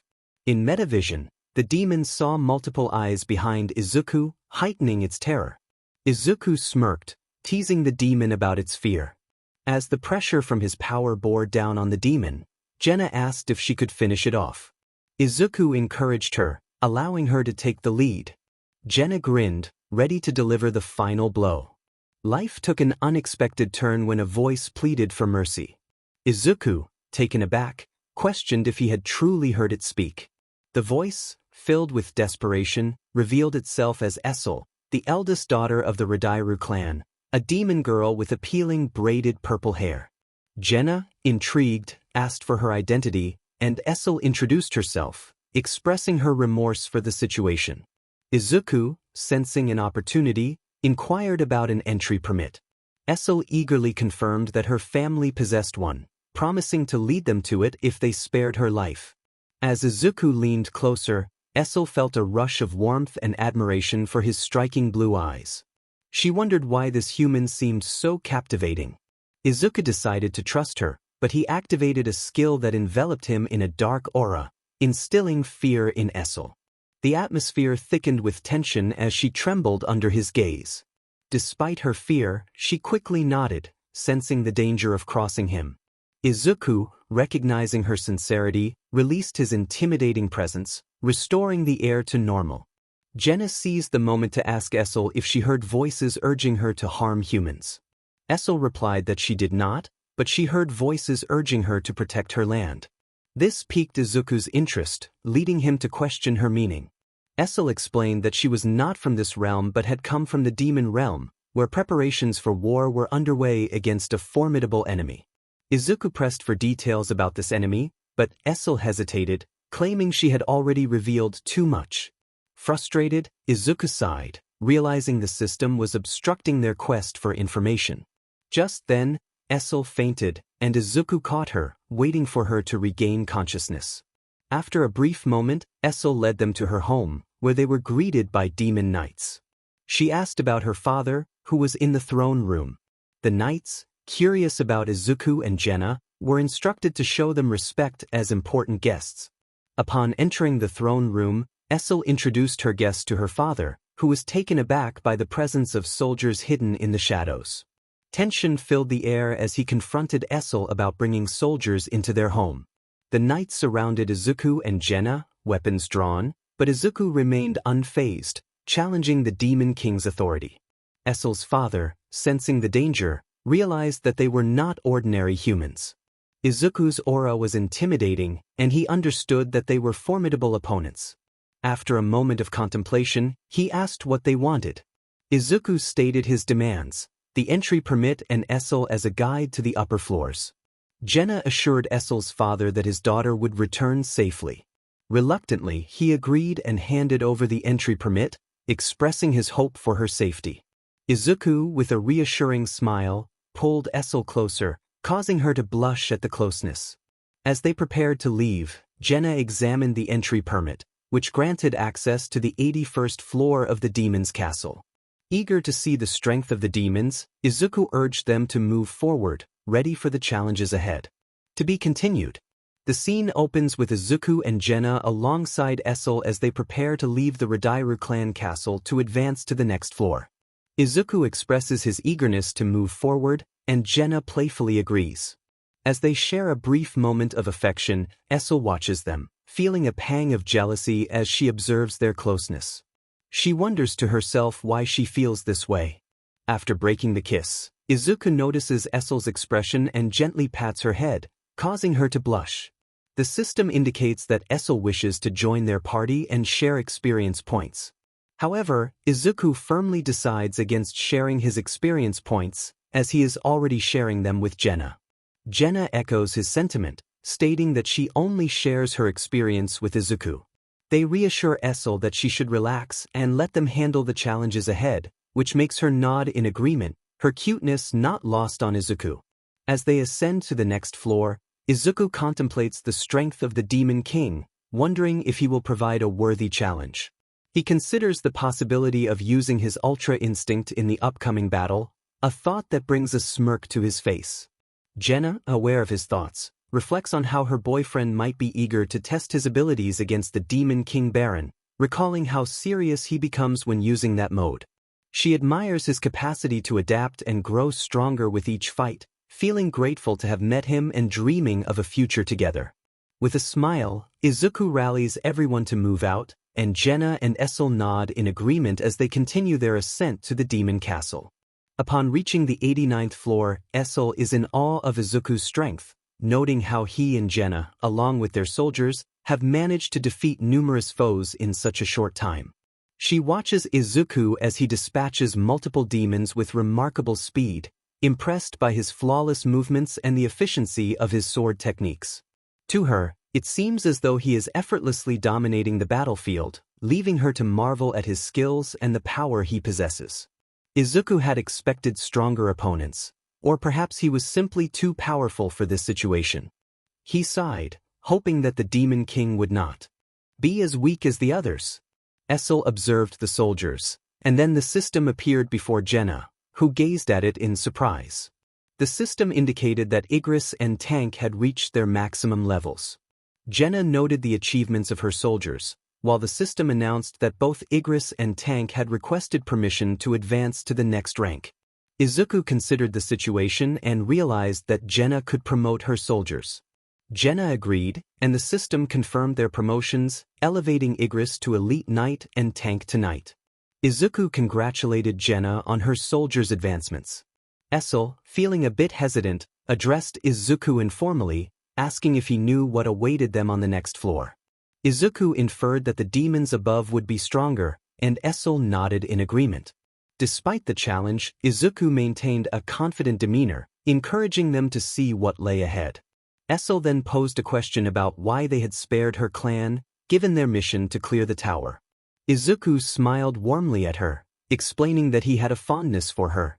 𝗬𝗏 blushed at his words, and 𝗳𝗏 observed the budding feelings between them, contemplating their dynamic.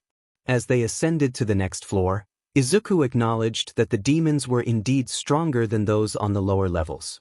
He saw this as an opportunity for growth, determined to become even more formidable. With each floor they conquered, Izuku's resolve strengthened, vowing to protect those he loved, especially 𝗳𝗏 and 𝗳𝗏. On the 95th floor, Izuku's determination intensified, promising to overcome any obstacles in his path. He envisioned a future where he would instill fear in those who dared to challenge him. As they continued their ascent, demons rushed toward him, but he swiftly dispatched them with remarkable speed and skill. When a group of demons threatened 𝗬𝗏, Izuku rushed to her aid, unleashing a powerful attack. After ensuring her safety, he offered her a reassuring smile, which made her blush even more. They pressed on, reaching the 100th floor, where they sensed a formidable presence approaching. As they prepared for the confrontation, they spotted a wyvern with a figure atop it. The atmosphere grew tense as Izuku and 𝗳𝗏 focused on the imposing figure, feeling the weight of its power. 𝗬𝗏, overwhelmed by the aura, sensed danger in every movement. Izuku recognized the figure as the Demon King, 𝗵𝗃, who addressed them with disdain, underestimating their strength. 𝗵𝗃 noted that they had not yet unlocked their full potential as monarchs. Izuku narrowed his eyes, ready to confront the Demon King and prove his worth. 𝗵𝗃 assured the human that they would soon understand, but only if they managed to escape alive. He then unleashed one of his skills, causing massive purple gates to open, prompting Izuku and 𝗳𝗏 to exchange puzzled glances. The system announced that the Demon King 𝗵𝗃 had summoned his army, and demons began to pour out of the portals. Izuku observed the approaching horde with concern. They found themselves surrounded by countless demons, and Izuku expressed his apprehension about the overwhelming odds. 𝗬𝗏 voiced her worry about their situation, while 𝗳𝗏 instructed them to stay behind her. 𝗵𝗃 raised his sword and commanded his soldiers to attack. As the demons charged toward them, Izuku prepared for battle, feeling a surge of adrenaline. 𝗳𝗏 activated her skill, enveloping the area in a vast purple domain. The system confirmed that her skill was in effect. Izuku followed suit, activating his own skill, and weapons erupted from the ground, striking the demons as they emerged. The clash began, and Izuku and 𝗳𝗏 fought with incredible speed, surprising 𝗵𝗃 with their strength. 𝗵𝗃 realized that these humans could pose a significant threat to him and his plans. He decided to break the deal he had made with another entity. Gathering mana, he unleashed a powerful blast of lightning into the sky, altering the weather dramatically. Lightning bolts rained down, wreaking havoc on the battlefield and decimating many of his soldiers.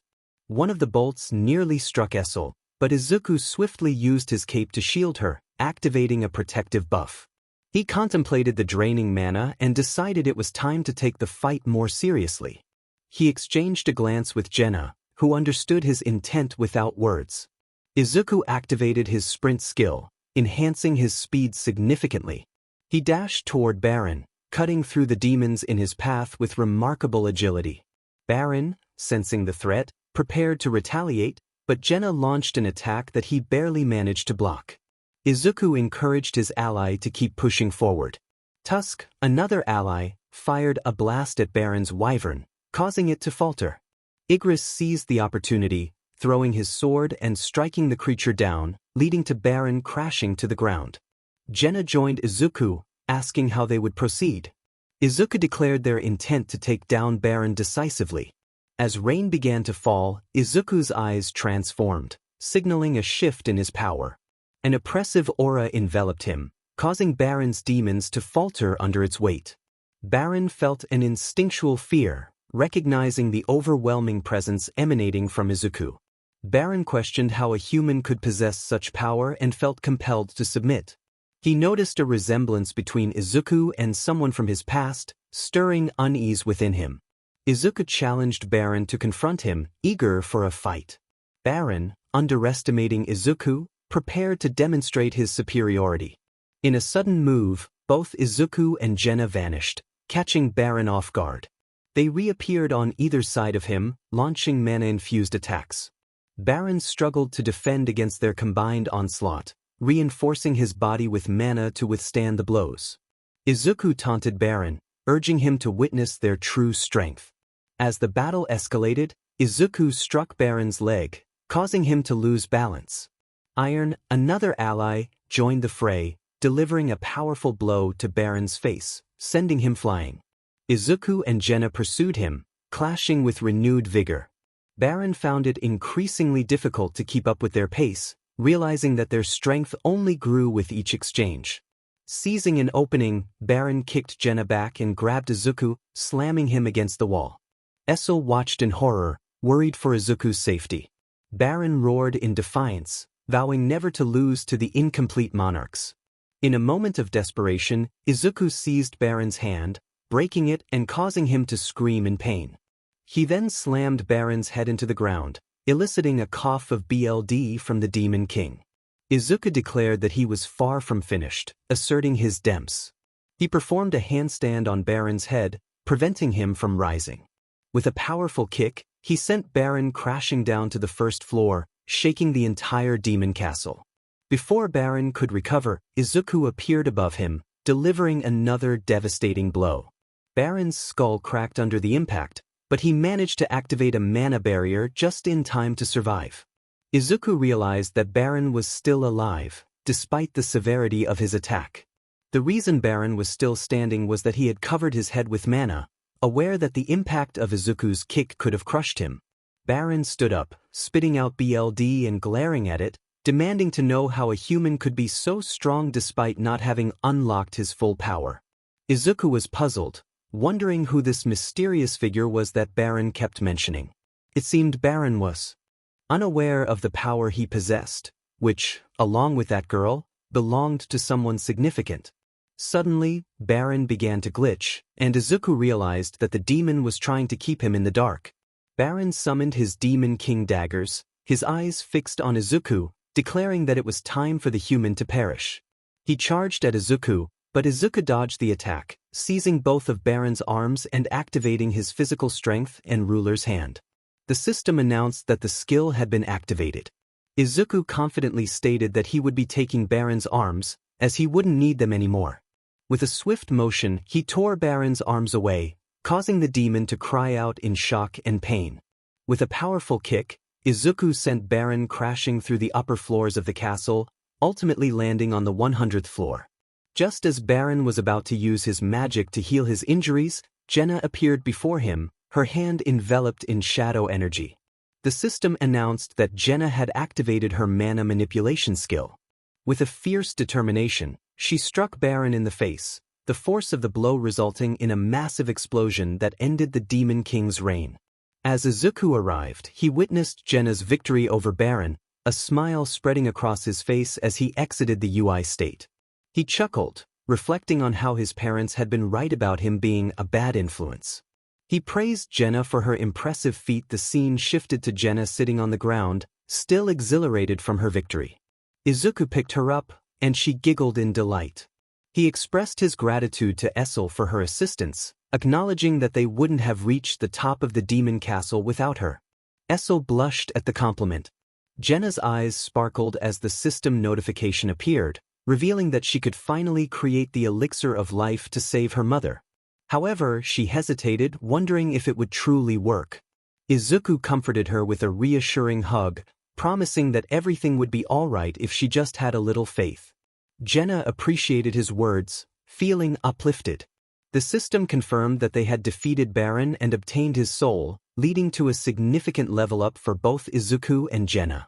Izuku marveled at the long list of notifications he received, while 𝗀𝗃 celebrated reaching level. The system informed them of the items they had acquired, including the Demon Monarch's ring and the Demon King's long sword.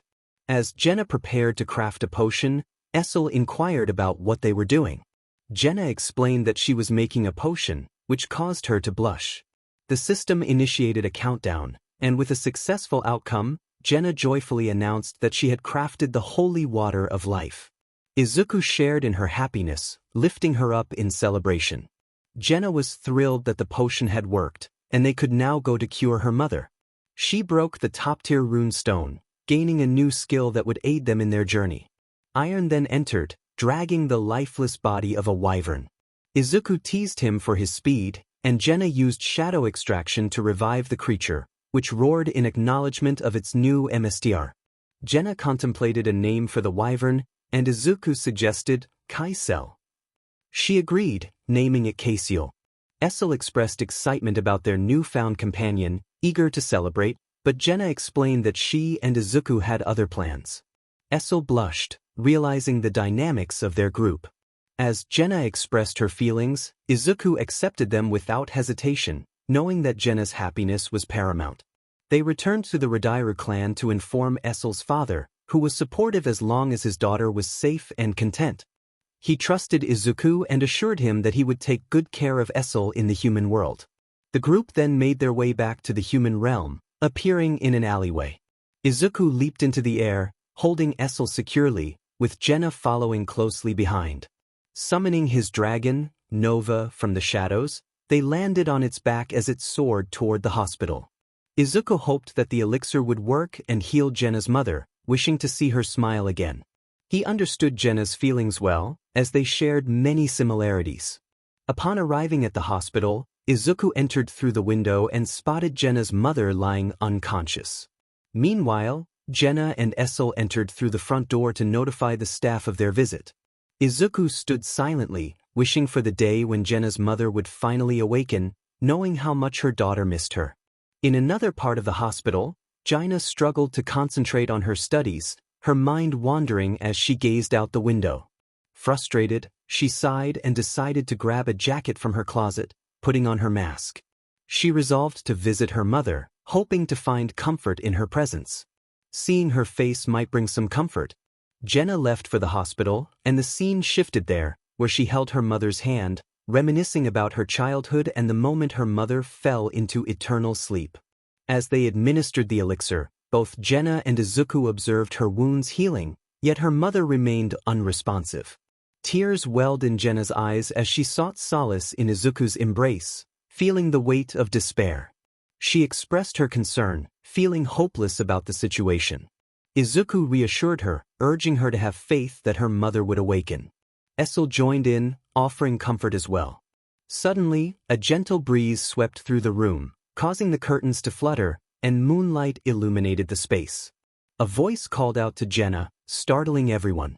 A familiar voice asked if it was 𝗀𝗃, and she turned to see her mother awakening, tears streaming down her face. 𝗀𝗃's heart swelled with emotion as she acknowledged her mother, who remarked on how much 𝗀𝗃 had grown and how long it had been since they last saw each other. 𝗀𝗃 replied, sharing that it had been 4 years.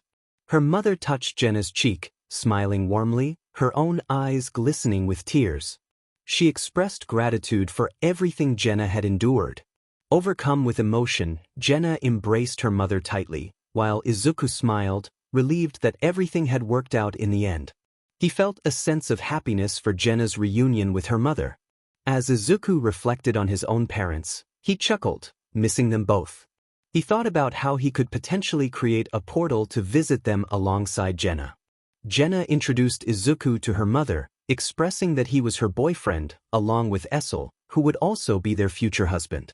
Her mother chuckled, acknowledging how her little girl had grown up. 𝗤𝗂 blushed, and Izuku introduced himself respectfully, bowing slightly. Her mother smiled and welcomed him, inviting him to call her Mom, since he would soon be family. The atmosphere was filled with warmth as they began to chat and get to know one another. Suddenly, the door opened, and 𝗪𝗓 entered, tears in her eyes. Her mother greeted her with open arms, and 𝗪𝗓 rushed to embrace her, expressing how much she had missed her. Their reunion was heartfelt, and Izuku watched with a smile, cherishing the sight of their happiness. He felt determined to do anything to preserve those smiles, even if it meant facing the world. The next day, the doctors were astonished by 𝗤𝗂's mother's awakening from eternal sleep. They sought to question Izuku and 𝗤𝗂 about what had transpired, wanting to run tests on her. However, they refused, insisting that she be discharged. The doctors persisted, which frustrated Izuku, who was protective of the information regarding 𝗤𝗂's mother. He confronted the doctor, subtly revealing his intensity, warning him that the number of people who knew should not increase. The doctor, intimidated, nodded in fear. After leaving the hospital, Izuku returned to his car, where his girls and mother-in-law awaited him.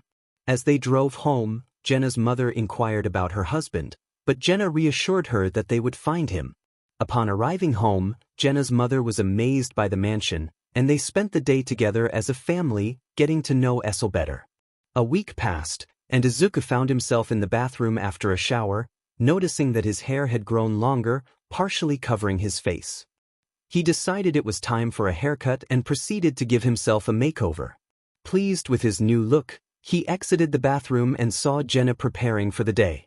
He complimented her on her own makeover, and she returned the compliment, acknowledging his handsomeness. They decided to head downstairs, anticipating breakfast prepared by 𝗤𝗂's mother. 𝗤𝗂 had grown taller and stronger, radiating beauty after her own transformation. As they descended, Izuku chose an outfit and joined the family at the breakfast table, where 𝗤𝗂's mother was busy serving food with the help of 𝗬𝗨, 𝗤𝗂, and 𝗪𝗓. The atmosphere was lively, filled with laughter and warmth.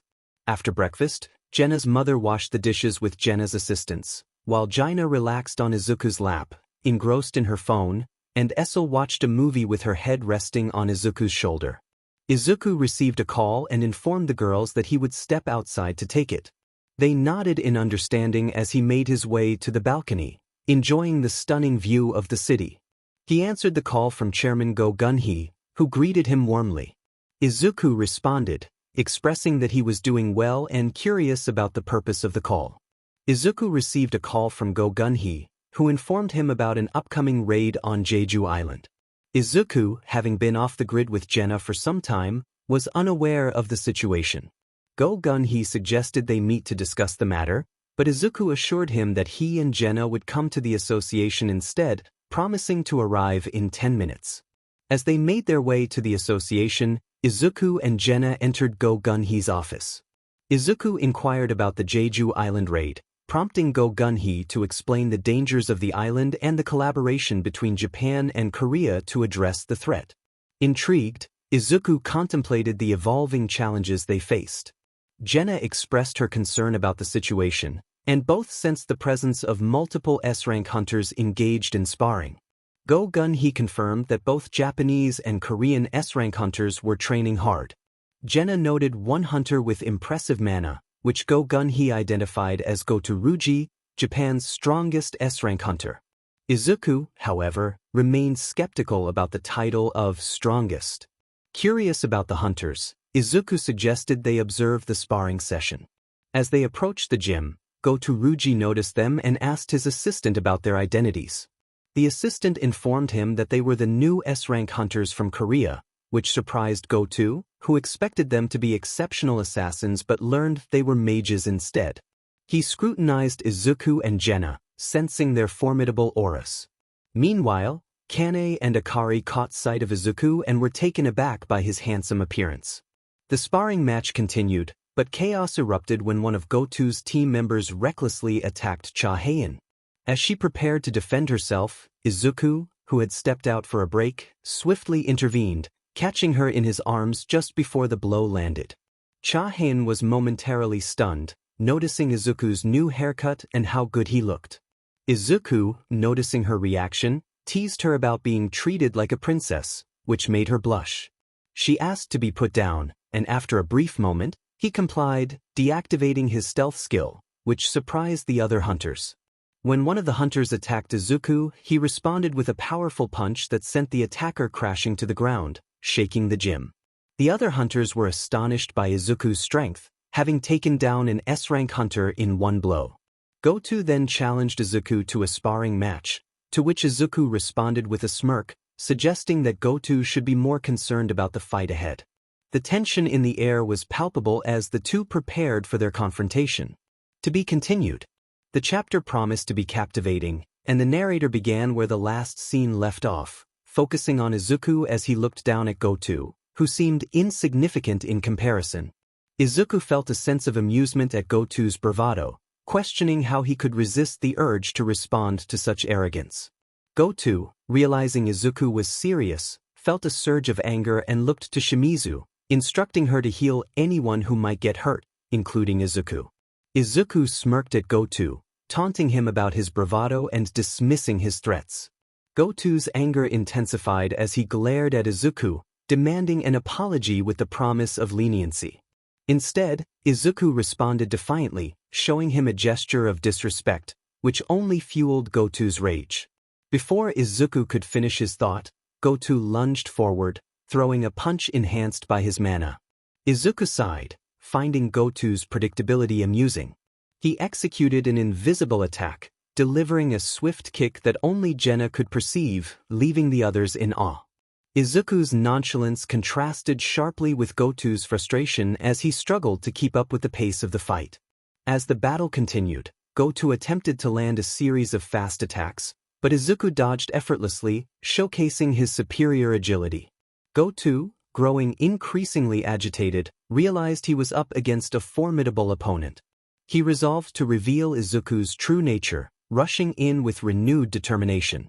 Onlookers, including Izawa and Tanaka, debated whether to intervene, while 𝗤𝗂 noted that Izuku was holding back, wanting to teach 𝗬𝗂 a lesson. Ma Dongwook acknowledged Izuku's impressive performance against Japan's strongest hunter, while 𝗤𝗄𝗄 pointed out that Izuku was deliberately provoking 𝗬𝗂. 𝗤𝗂 chimed in, asserting that Izuku was dominating the fight, much to the surprise of the spectators. They watched as Izuku executed each move with precision, making it seem effortless. 𝗬𝗂's frustration mounted as he tried to land a hit, only to be met with Izuku's quick reflexes. Izuku continued to taunt 𝗬𝗂, who, despite his best efforts, found himself on the defensive. 𝗬𝗂's determination grew as he prepared to unleash his full power, releasing an aura of intimidation. Izuku sensed the shift in 𝗬𝗂's demeanor and received a warning from the system about the impending threat. Before 𝗬𝗂 could react, Izuku vanished from sight, reappearing in front of him and delivering a powerful punch that sent 𝗬𝗂 crashing into the wall. Izuku's strength was evident as he expressed his disappointment in 𝗬𝗂's performance. As 𝗬𝗂 struggled to recover, he realized that he needed to go all out to stand a chance. However, before he could make a move, Izuku was restrained by 𝗵𝗃 and 𝗤𝗄𝗄, who urged him to hold back. They reminded him of 𝗬𝗂's significance as the leader of the Japanese team. 𝗵𝗃 called off the sparring match, acknowledging the rising tension. Izuku, recognizing the intervention as a life-saving measure for 𝗬𝗂, maintained his composure. He cracked his knuckles, a smirk on his face as he contemplated the outcome of the fight. After the match, Izuku and 𝗤𝗂 prepared to leave, exchanging glances with 𝗤𝗄𝗄, Akari, and 𝗤𝗄𝗄, who admired Izuku's confidence. As they departed, Izuku winked at them, leaving a lasting impression. 2 days later, Izuku and 𝗀𝗃 took a leisurely walk, enjoying the fresh air while contemplating their next steps. 𝗀𝗃 expressed her longing to visit Izuku's parents, noting how long it had been since she last saw them and how much she missed them. Izuku, lost in thought, was prompted by 𝗀𝗃's concern. He shared his intention to create a portal to visit his parents in the underworld and invited her to join him. 𝗀𝗃 eagerly accepted, excited to meet the people who had shaped Izuku into the strong individual he was. As they prepared, 𝗀𝗃's phone rang. She smiled upon seeing it was her younger brother, 𝗵𝗃. She answered the call, placing it on speaker. 𝗵𝗃 greeted them and shared that he had been facing challenges after their father had kicked him out for rejecting an offer to become a guild 𝗵𝘃𝗲. Instead, he chose to accept 𝗀𝗃's offer to be the third in command of the guild that Izuku and 𝗀𝗃 planned to create. Izuku offered 𝗵𝗃 a place to stay, assuring him that their home was spacious enough. 𝗵𝗃 mentioned that he had found an apartment with their mother's help and asked if they could visit. They agreed to meet him at the address he provided. The scene shifted as they arrived at 𝗵𝗃's new place. Izuku greeted his brother warmly, impressed by the apartment's proximity to their mansion. 𝗵𝗃 mentioned the need for employees and asked about promotion strategies, to which Izuku confidently replied that he would handle that aspect. 𝗵𝗃 then revealed that someone was looking for them, a foreigner who had left a card for Izuku. Meanwhile, in a hotel, 𝗂𝗃 was deep in thought, contemplating whether to inform the Korean hunters about a dangerous plan involving Mr. Goto and the chairman. She was aware that they were monitoring her communications, making her hesitant to reach out. Remembering a conversation about leaving the Korean hunters behind during a raid, she decided to use a spare phone to contact one of the hunters. She considered calling Izuku, recalling his strength and good looks, but was frustrated when he didn't answer. Akari knocked on the door, reminding 𝗂𝗃 of their plan to visit the hospital in search of a cure for her sister. They quickly left, hopeful for a positive outcome. Meanwhile, Izuku had just finished a refreshing shower after a long day of successfully creating a portal to the underworld. As he dried his hair, he noticed 𝗀𝗃, 𝗬𝗃, and 𝗳𝗃 entering the room in striking outfits. They locked the door, and Izuku raised an eyebrow, curious about their attire. The girls playfully suggested it was time for some fun, and Izuku, intrigued, prepared for an exciting evening.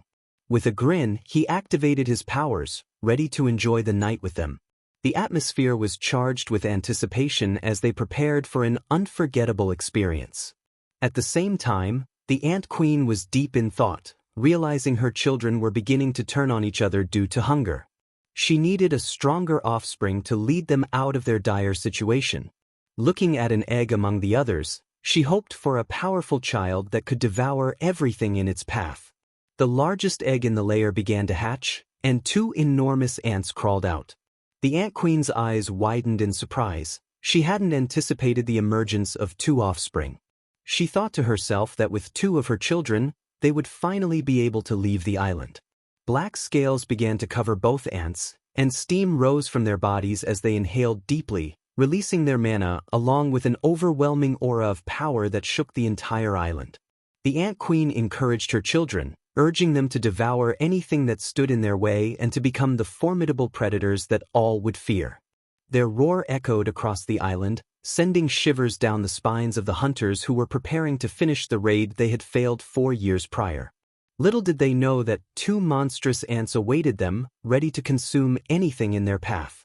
The scene shifted to the Jeju Island raid, which was being broadcast live. 6 S-rank hunters were aboard an aircraft, accompanied by a cameraman. Baek Yoon-ho expressed disbelief that a cameraman was joining such a perilous mission, while Ma Dong-wook advised him to take care. The cameraman, though slightly nervous, reassured them that he was an A-rank hunter, though he questioned the usefulness of his experience. Baek Yoon-ho helped calm him, reminding him that he was in the company of 6 S-rank hunters. Meanwhile, Goto was giving orders to the Japanese team, confirming that all teams were ready. 𝗂𝗃 and Shimizu were on the same team but at a different location. Goto commanded the activation of the floodgates, unleashing a massive horde of ants that surged toward the Korean hunters' aircraft. Choi Jong-in stood up and made his way to the hangar, declaring his intent to handle the situation. He unleashed fire spears, taking down a few ants but realizing that it wasn't enough. He warned everyone to hold on, anticipating turbulence. Charging up a powerful attack, he launched a fire blast at the advancing ants, turning many into ash, though some managed to resist. Observing the remaining ants, he sighed, noting their evolution and increased resistance to magic. Determined, he unleashed another attack that obliterated the remaining foes. As the aircraft landed, he encouraged everyone to get moving. Baek-Eun-ho agreed, and the team rallied together, ready for action. Meanwhile, Izuku and 𝗃𝗓 were preparing to enter Hell. Izuku asked 𝗃𝗓 if she was ready, and she confirmed her readiness while putting on the suit he had made for her. As she activated the nanotech suit, Izuku expressed his satisfaction with how it fit her.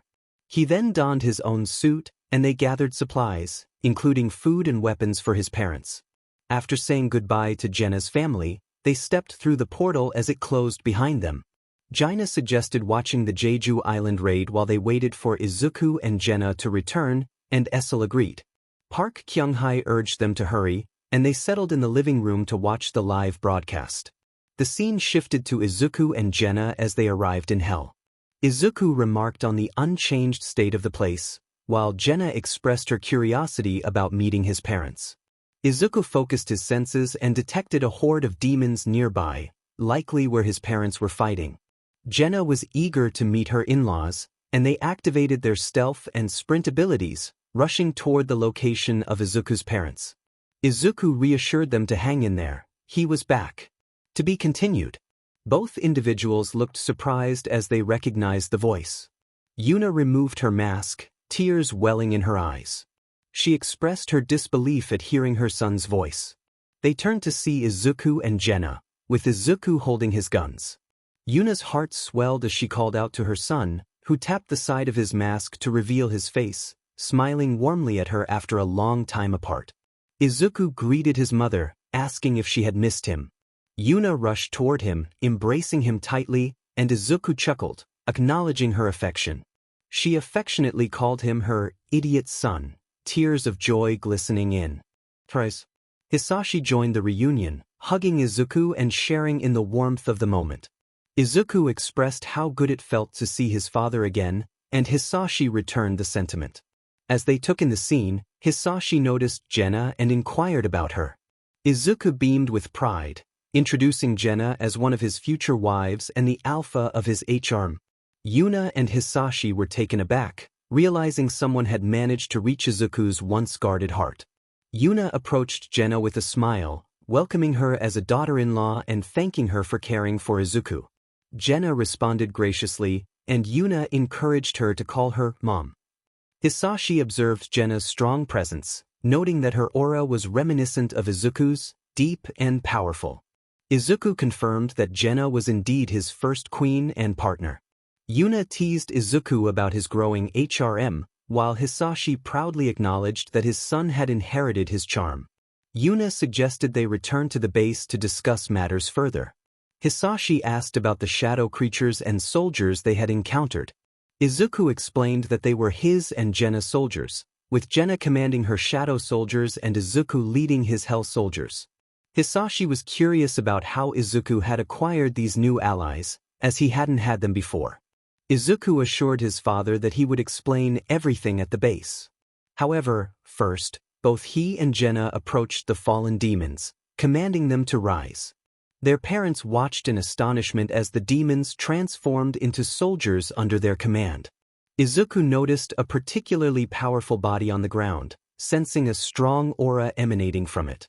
He speculated that it had been slain by his parents and recognized its potential as a hell soldier. His eyes glowed with a dark pink hue as he invoked the power to resurrect the fallen creature. A dark, vibrant aura enveloped the body, bringing it back to life as Izuku's soldier. The newly revived soldier bowed before Izuku, requesting a name. Intrigued by its ability to speak, Izuku considered its appearance before bestowing the name Ingrid, the primordial Dark Knight commander. He expressed his expectations for Ingrid to uphold the name with pride. Ingrid pledged loyalty, ready to serve. Izuku instructed Ingrid to join him in the shadows, and Ingrid complied, entering Izuku's shadow. With a smile, Izuku felt a sense of accomplishment in gaining another named Shadow after Nova. He then suggested they head back to the base, promising to explain everything. Izuku called for Nova and 𝗳𝗵𝗃𝗁𝗃𝗁𝗃𝗁. Both creatures emerged, roaring with power. Izuku invited his father to join him on Nova's back, while 𝗳𝗃 encouraged Yuna to hop on 𝗳𝗃𝗁. They took to the skies, flying back to the base. As they soared, Izuku felt a mix of relief and anticipation about how his parents would react to his newfound abilities and partnership with 𝗳𝗃. He chuckled to himself, wondering about the ongoing raid on Jeju Island and whether the S-rank hunters would succeed. Hisashi, sensing his son's contemplation, inquired about his thoughts.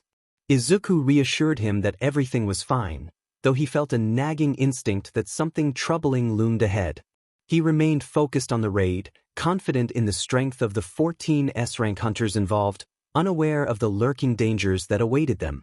Meanwhile, the scene shifted to the Korean S-rank hunters, who found themselves inside the cave of the Ant Queen, confronted by a maze of tunnels. Choi Jong-in expressed concern over the overwhelming number of paths, realizing it would take considerable time to choose the right one. Choi Jong-in charged up and unleashed multiple fireballs into the tunnels. Some fireballs hit dead ends, while others ventured deeper into different passages. Baek Yoon-ho expressed concern about the danger.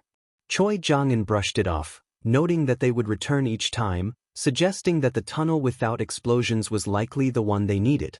Baek Yoon-ho felt reassured to have Choi Jong-in on their team. Meanwhile, the scene shifted to the Japanese S-rank hunters, who were strategizing in their native language. Kira, an additional healer on Gotoruji's team, commented on Tanaka's messy appearance as he held the head of an ant. Tanaka noted that the flying ants were more troublesome than he had anticipated, attacking with coordinated tactics. Despite having taken down many, he had sustained injuries. Kira offered to heal him, teasing that it would cost him. Tanaka sighed and urged her to proceed, but Kira hinted at wanting something other than money. As Tanaka sensed more ants approaching, he urged Kira to hurry. Turning around, he was shocked to find Kira had vanished. In a moment of panic, he noticed a red blur moving swiftly around him. Tanaka warned everyone to be careful, but before he could react, he fell victim to the onslaught. Fushijima sensed danger as well, swinging his sword, but his body soon fell lifelessly headless. The scene transitioned to the Korean S-rank hunters, where Ma Dong-wook blocked an attack from an ant. He recognized the royal guards as formidable opponents but remained confident in their abilities. Cha Hae-in leaped into action, expertly dispatching an ant midair. Ma Dong-wook noted the difference between the royal guards and regular ants, relieved that there weren't too many of them. Baek Yoon-ho suggested they head for the Queen's chamber. Choi Jong-in reflected on their mission, determined to finish the raid they had failed 4 years prior. Meanwhile, the remaining Japanese team faced a mysterious beast, leaving only Goto's team, Kane, and Shimizu standing. The narrative shifted to Izuku, who had just shared details about his powers and experiences with his parents. Yuna expressed amazement at the challenges he and 𝗳𝗃 had faced together. Hisashi praised 𝗳𝗃 for bringing happiness to Izuku's life. Izuku smiled, acknowledging that 𝗳𝗃 and his friends were the source of his joy. He expressed gratitude to his parents for helping him find purpose in life. 𝗳𝗃 smiled back, grateful for the opportunity to meet Izuku, and thanked his parents for raising such an amazing son. Izuku kissed 𝗳𝗃's forehead, making her giggle. Yuna and Hisashi felt content, believing sending Izuku to that world was the right decision. Izuku asked if they had defeated the Dark Lord yet, to which Yuna replied that they had eliminated all the demons except for the ruler of hell. Izuku presented his parents with food and weapons he had crafted, explaining that the watches would alert him if they were in danger. Hisashi and Yuna hugged him tightly, expressing their gratitude. As Izuku and 𝗳𝗃 prepared to leave, they promised to visit again soon. Izuku opened a portal with the help of his AI, Friday, and shared a final hug with his parents. As they stepped through the portal, Yuna rested her head on Hisashi's shoulder, both smiling at their son's newfound love. They reminisced about their own youth, recognizing the deep bond between Izuku and 𝗳𝗃. Back with the Korean hunters, Cha Hae-in delivered a decisive blow to the Ant Queen, ending the battle. As the Ant Queen fell, the team celebrated their victory. However, a sudden wave of overwhelming bloodlust washed over them, causing their eyes to widen in fear. They turned to see a massive black ant approaching, and 𝗬𝗵𝗃 fell to her knees, paralyzed by the intense aura of dread. It trembled with fear. Choi Jong-in noted the overwhelming bloodlust emanating from a single black ant. Yoon-ho expressed concern, realizing they had not been informed about the presence of this ant on the island. The atmosphere was tense as Yoon-ho recognized the formidable presence of the Ant King. The S-rank hunters found themselves paralyzed by the overwhelming aura emanating from the creature. The Ant King strode past them, approaching the body of the Ant Queen. As it began to consume a piece of her remains, the memories of the queen flooded into its mind, revealing her killer, 𝗬𝗵𝗃. Enraged, the Ant King unleashed a roar that resonated with bloodlust, turning its gaze toward 𝗬𝗵𝗃. In a flash, the Ant King vanished from its spot, reappearing right behind her. 𝗬𝗵𝗃's eyes widened in shock as the creature struck her side with immense force, causing her to cough up blood. The S-rank hunters gasped in horror, calling out her name. Ma Dong-wook attempted to defend her with his shield, but the Ant King effortlessly tore through both his arms and shield, showcasing its overwhelming strength. Meanwhile, Go-to and his team, consisting of Ishida and Hoshino, were sprinting toward a rendezvous point, only to find the lifeless bodies of their fellow hunters scattered around, heads missing. Ishida gasped in horror, while Hoshino clenched his teeth in anger. Go-to activated his earpiece, instructing all teams to regroup. Suddenly, something charged at them with incredible speed. Go-to sensed the impending danger and managed to block the attack, but Ishida was caught in the onslaught, her fate sealed. Hoshino cried out in despair as he witnessed the attack. The creature that had ambushed them was a red-skinned version of the Ant King, now known as Ant King No. Go-to realized the gravity of the situation, acknowledging that this was no ordinary ant. He prepared to confront the creature, urging Hoshino to join the other hunters for safety. Hoshino hesitated but ultimately complied, leaving Go-to to face the threat alone. Go-to glared at the red ant, which held Ishida's head, taunting him. The Ant King No. 2 spoke, questioning if Go-to was the king. Go-to smirked, declaring himself as such. The Ant King No. 2 unleashed a wave of bloodlust that left Go-to in shock. Memories of past encounters flooded his mind, reminding him of the feeling of death. In an instant, the Ant King No. 2 blitzed Go-to, severing his head and leaving his lifeless body behind. The creature continued its rampage, swiftly dispatching Kane and Shimizu, who fought valiantly but were no match for its power. Hoshino also fell victim as the Ant King No. 2 moved toward Kane and Shimizu. The defeated hunters were thrown into the chamber of the Ant Queen, where they faced a grim fate. Choi Jong-in checked on Kane and Shimizu, expressing concern for their well-being. They acknowledged their injuries and the overwhelming strength of the red ant. As they regrouped, they noticed an army of ants advancing toward them. Choi Jong-in opened fire, but the Ant Kings declared their intent to annihilate the humans for the death of their queen. Yoon-ho felt the weight of despair as he realized the dire situation. Kane reflected on her life, wishing she could have completed her bucket list, while Akari expressed regret for not being able to protect her sister. Just as hope seemed lost, Yoon-ho's shadow extended, revealing Jenna and Izuku's soldiers, who emerged to confront the advancing ants. The hunters watched in astonishment as Jenna and Izuku stood atop a building, ready to join the battle. Both were filled with determination, their eyes glowing with power as they prepared to save their comrades. Together, they declared their intent to fight back against the overwhelming odds. To be continued. As Izuku offered everyone a drink, he noticed it didn't work on Cha, which frustrated him. He thought about how her low health affected him deeply. He then turned to Akari and asked if she was fully healed. Akari confirmed that she was back to full health thanks to his potion. Izuku expressed his relief and requested her to heal Hunter Cha. He gently patted her head and smiled warmly, causing her to blush. Next, he looked at Kane and did something unexpected by kissing her forehead, which left everyone, except Jenna, in shock. Jenna smiled at the scene.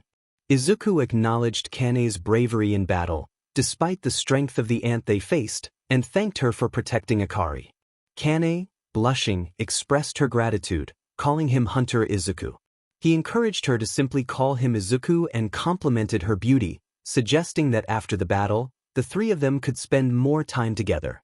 He also mentioned that he had seen her missed calls, indicating they had much to discuss later. Both 𝗧𝗵𝗃 and 𝗧𝗵𝗃 blushed intensely at his words. Izuku then turned to his soldiers and 𝗳𝗃, commanding them to clear a path. The soldiers nodded and rushed forward, taking down the ants in their way. As the two ant kings advanced, the ants parted to make way for them. The first ant king remarked on the threatening presence of Izuku and 𝗳𝗃, questioning if they were the king and queen of the humans. Izuku grinned as he walked toward the ants, addressing the red bug that had killed Japanese hunters, including the renowned 𝗳𝗏𝗏. The second ant king reiterated the question about their royal status.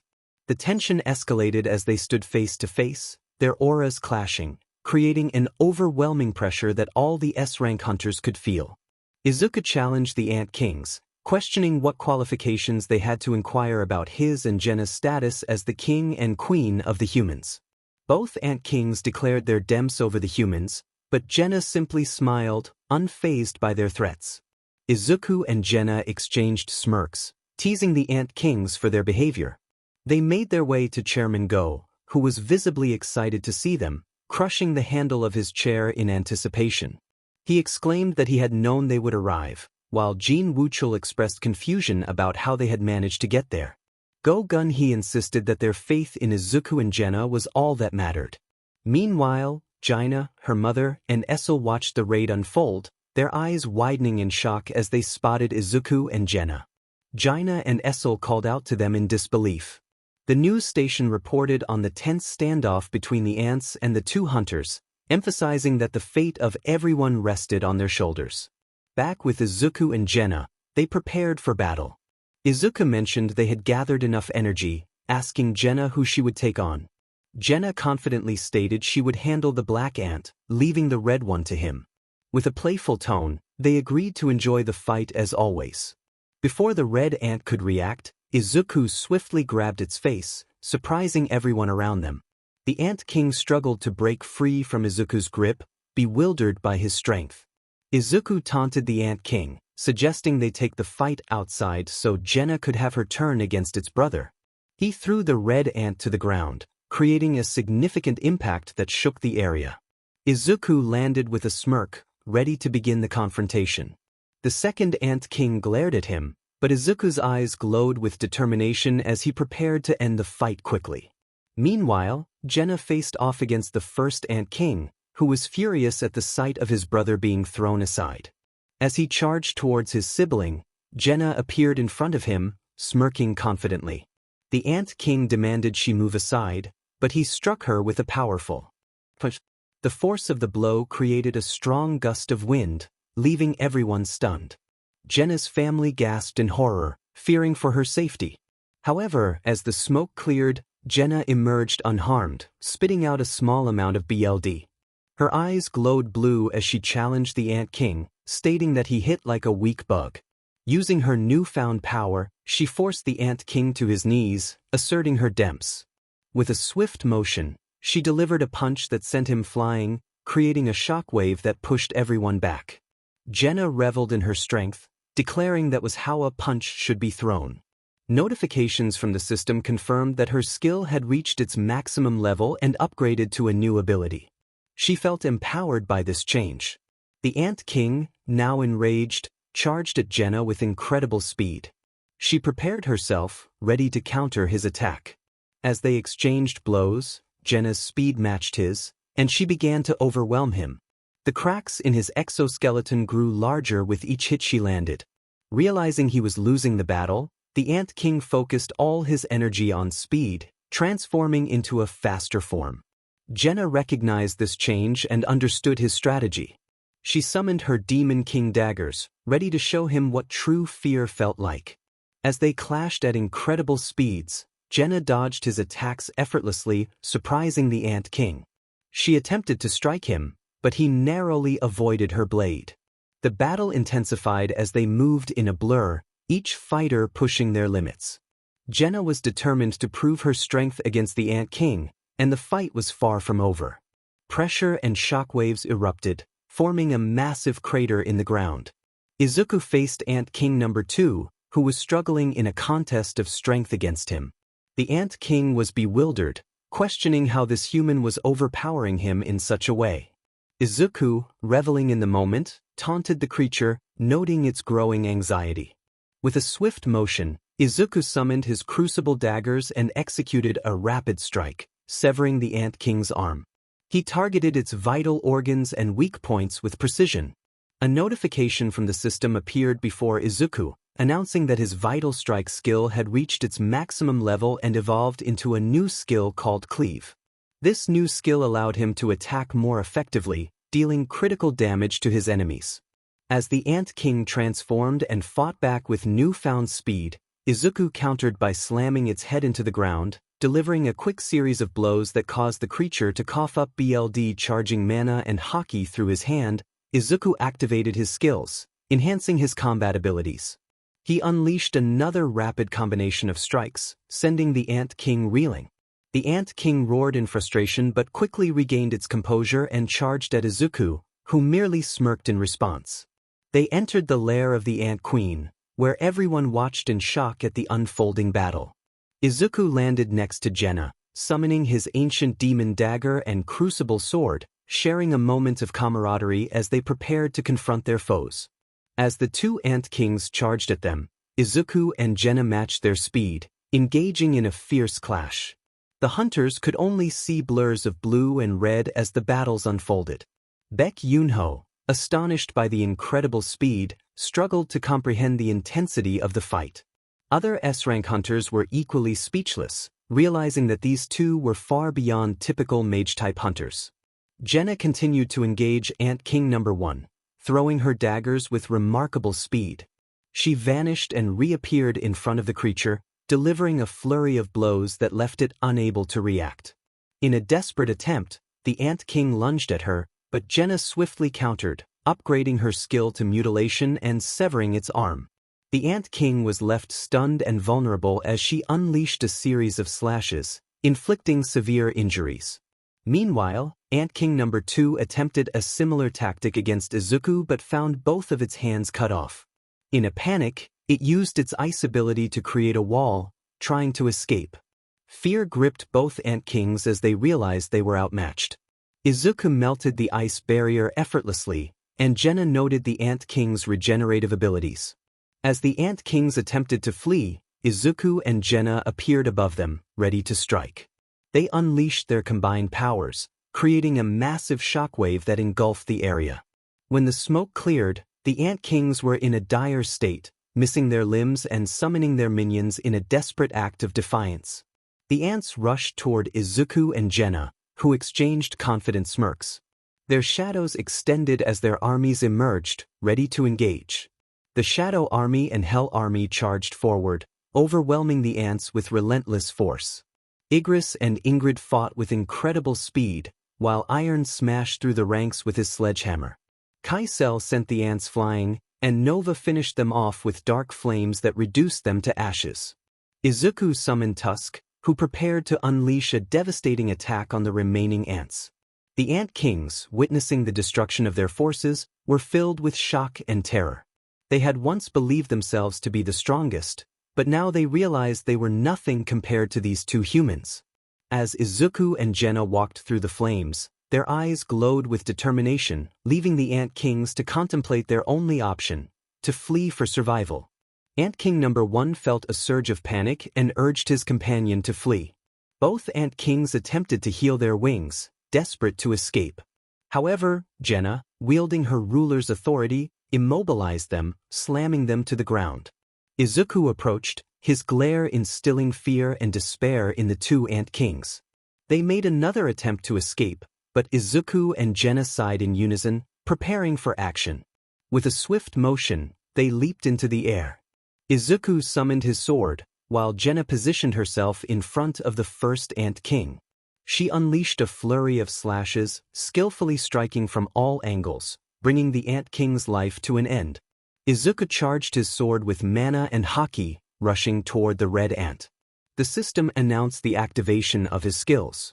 Izuku executed a powerful move known as 𝗪𝗵𝗃𝗃, unleashing a series of rapid, precise slashes that ended the second Ant King's life as well. Afterward, he sheathed his sword, returning it to his inventory, while 𝗫𝗫 did the same with her daggers. The system then appeared before them, confirming their victory. 𝗫𝗫 received a notification about defeating the boss and leveling up 4 times. Izuku received the same notifications, celebrating their achievements. The S-rank hunters and the cameraman, who had witnessed the battle, were left speechless. They had just cleared an S-rank gate, something multiple S-rank hunters had failed to accomplish 4 years prior. 𝗵𝗃 remarked on their incredible feat, while 𝗵𝗃𝗃 anticipated the news coverage that would follow. Kane noted how the duo grew stronger with each fight, and Choi Jong-in expressed certainty that they were not ordinary S-rank hunters. Akari concluded that they were national rank hunters who had successfully cleared an S-rank dungeon on their debut. Korea finally had its heroes, and the people felt the hope they had been searching for. Izuku smirked, feeling a sense of satisfaction. 𝗫𝗫 giggled, enjoying the moment, and Izuku acknowledged her enthusiasm, noting how much fun they had. He shared a quick kiss with her, and as they walked toward the other hunters with 𝗫𝗫 in his arms, he declared that the Jeju Island raid was finally over. The scene shifted to the hunters exiting the chamber of the Ant Queen, with Izuku and 𝗫𝗫 following behind, hands tucked in their pockets. The hunters had made it out alive, but Izuku reminded them that their mission was not yet complete. 𝗵𝗃𝗃 agreed, leaving the rest to Izuku and the others. Izuku summoned Nova and Ingrid, who appeared, leaving the hunters in awe. He instructed them to clear a path while he and 𝗫𝗫 took care of things below. Ingrid acknowledged his command and departed with Nova as the hunters boarded their aircraft and took off. Izuku turned to 𝗫𝗫 with a smile, ready for more action. He leaped into the air, summoning a powerful dagger in his hand and unleashed an attack that obliterated the remaining ants in the sky. As he landed, he noted that the attack felt stronger than before. Izuku and 𝗫𝗫 continued to eliminate the remaining ants, leveling up and turning them into their soldiers, reaching the maximum level for their skills. The system notified them of numerous updates, indicating that all their skills had reached their maximum level and evolved. 𝗫𝗫 expressed her excitement, asking to see her status. The system displayed her impressive stats, showing her progress as a shadow monarch. She felt proud of her achievements and inquired about Izuku's level. He revealed he was at level 125 and encouraged her to use the Demon King longsword more, praising its power. They examined their newly evolved skills, noting their enhanced abilities and the advantages they would bring in battle. Izuku felt pleased with the upgrades and suggested they go collect their rewards. 𝗫𝗫 agreed, and they approached the bodies of the Ant Kings. As Izuku returned the longsword to 𝗫𝗫, she desummoned it, and the system indicated that extraction could be performed on the targets.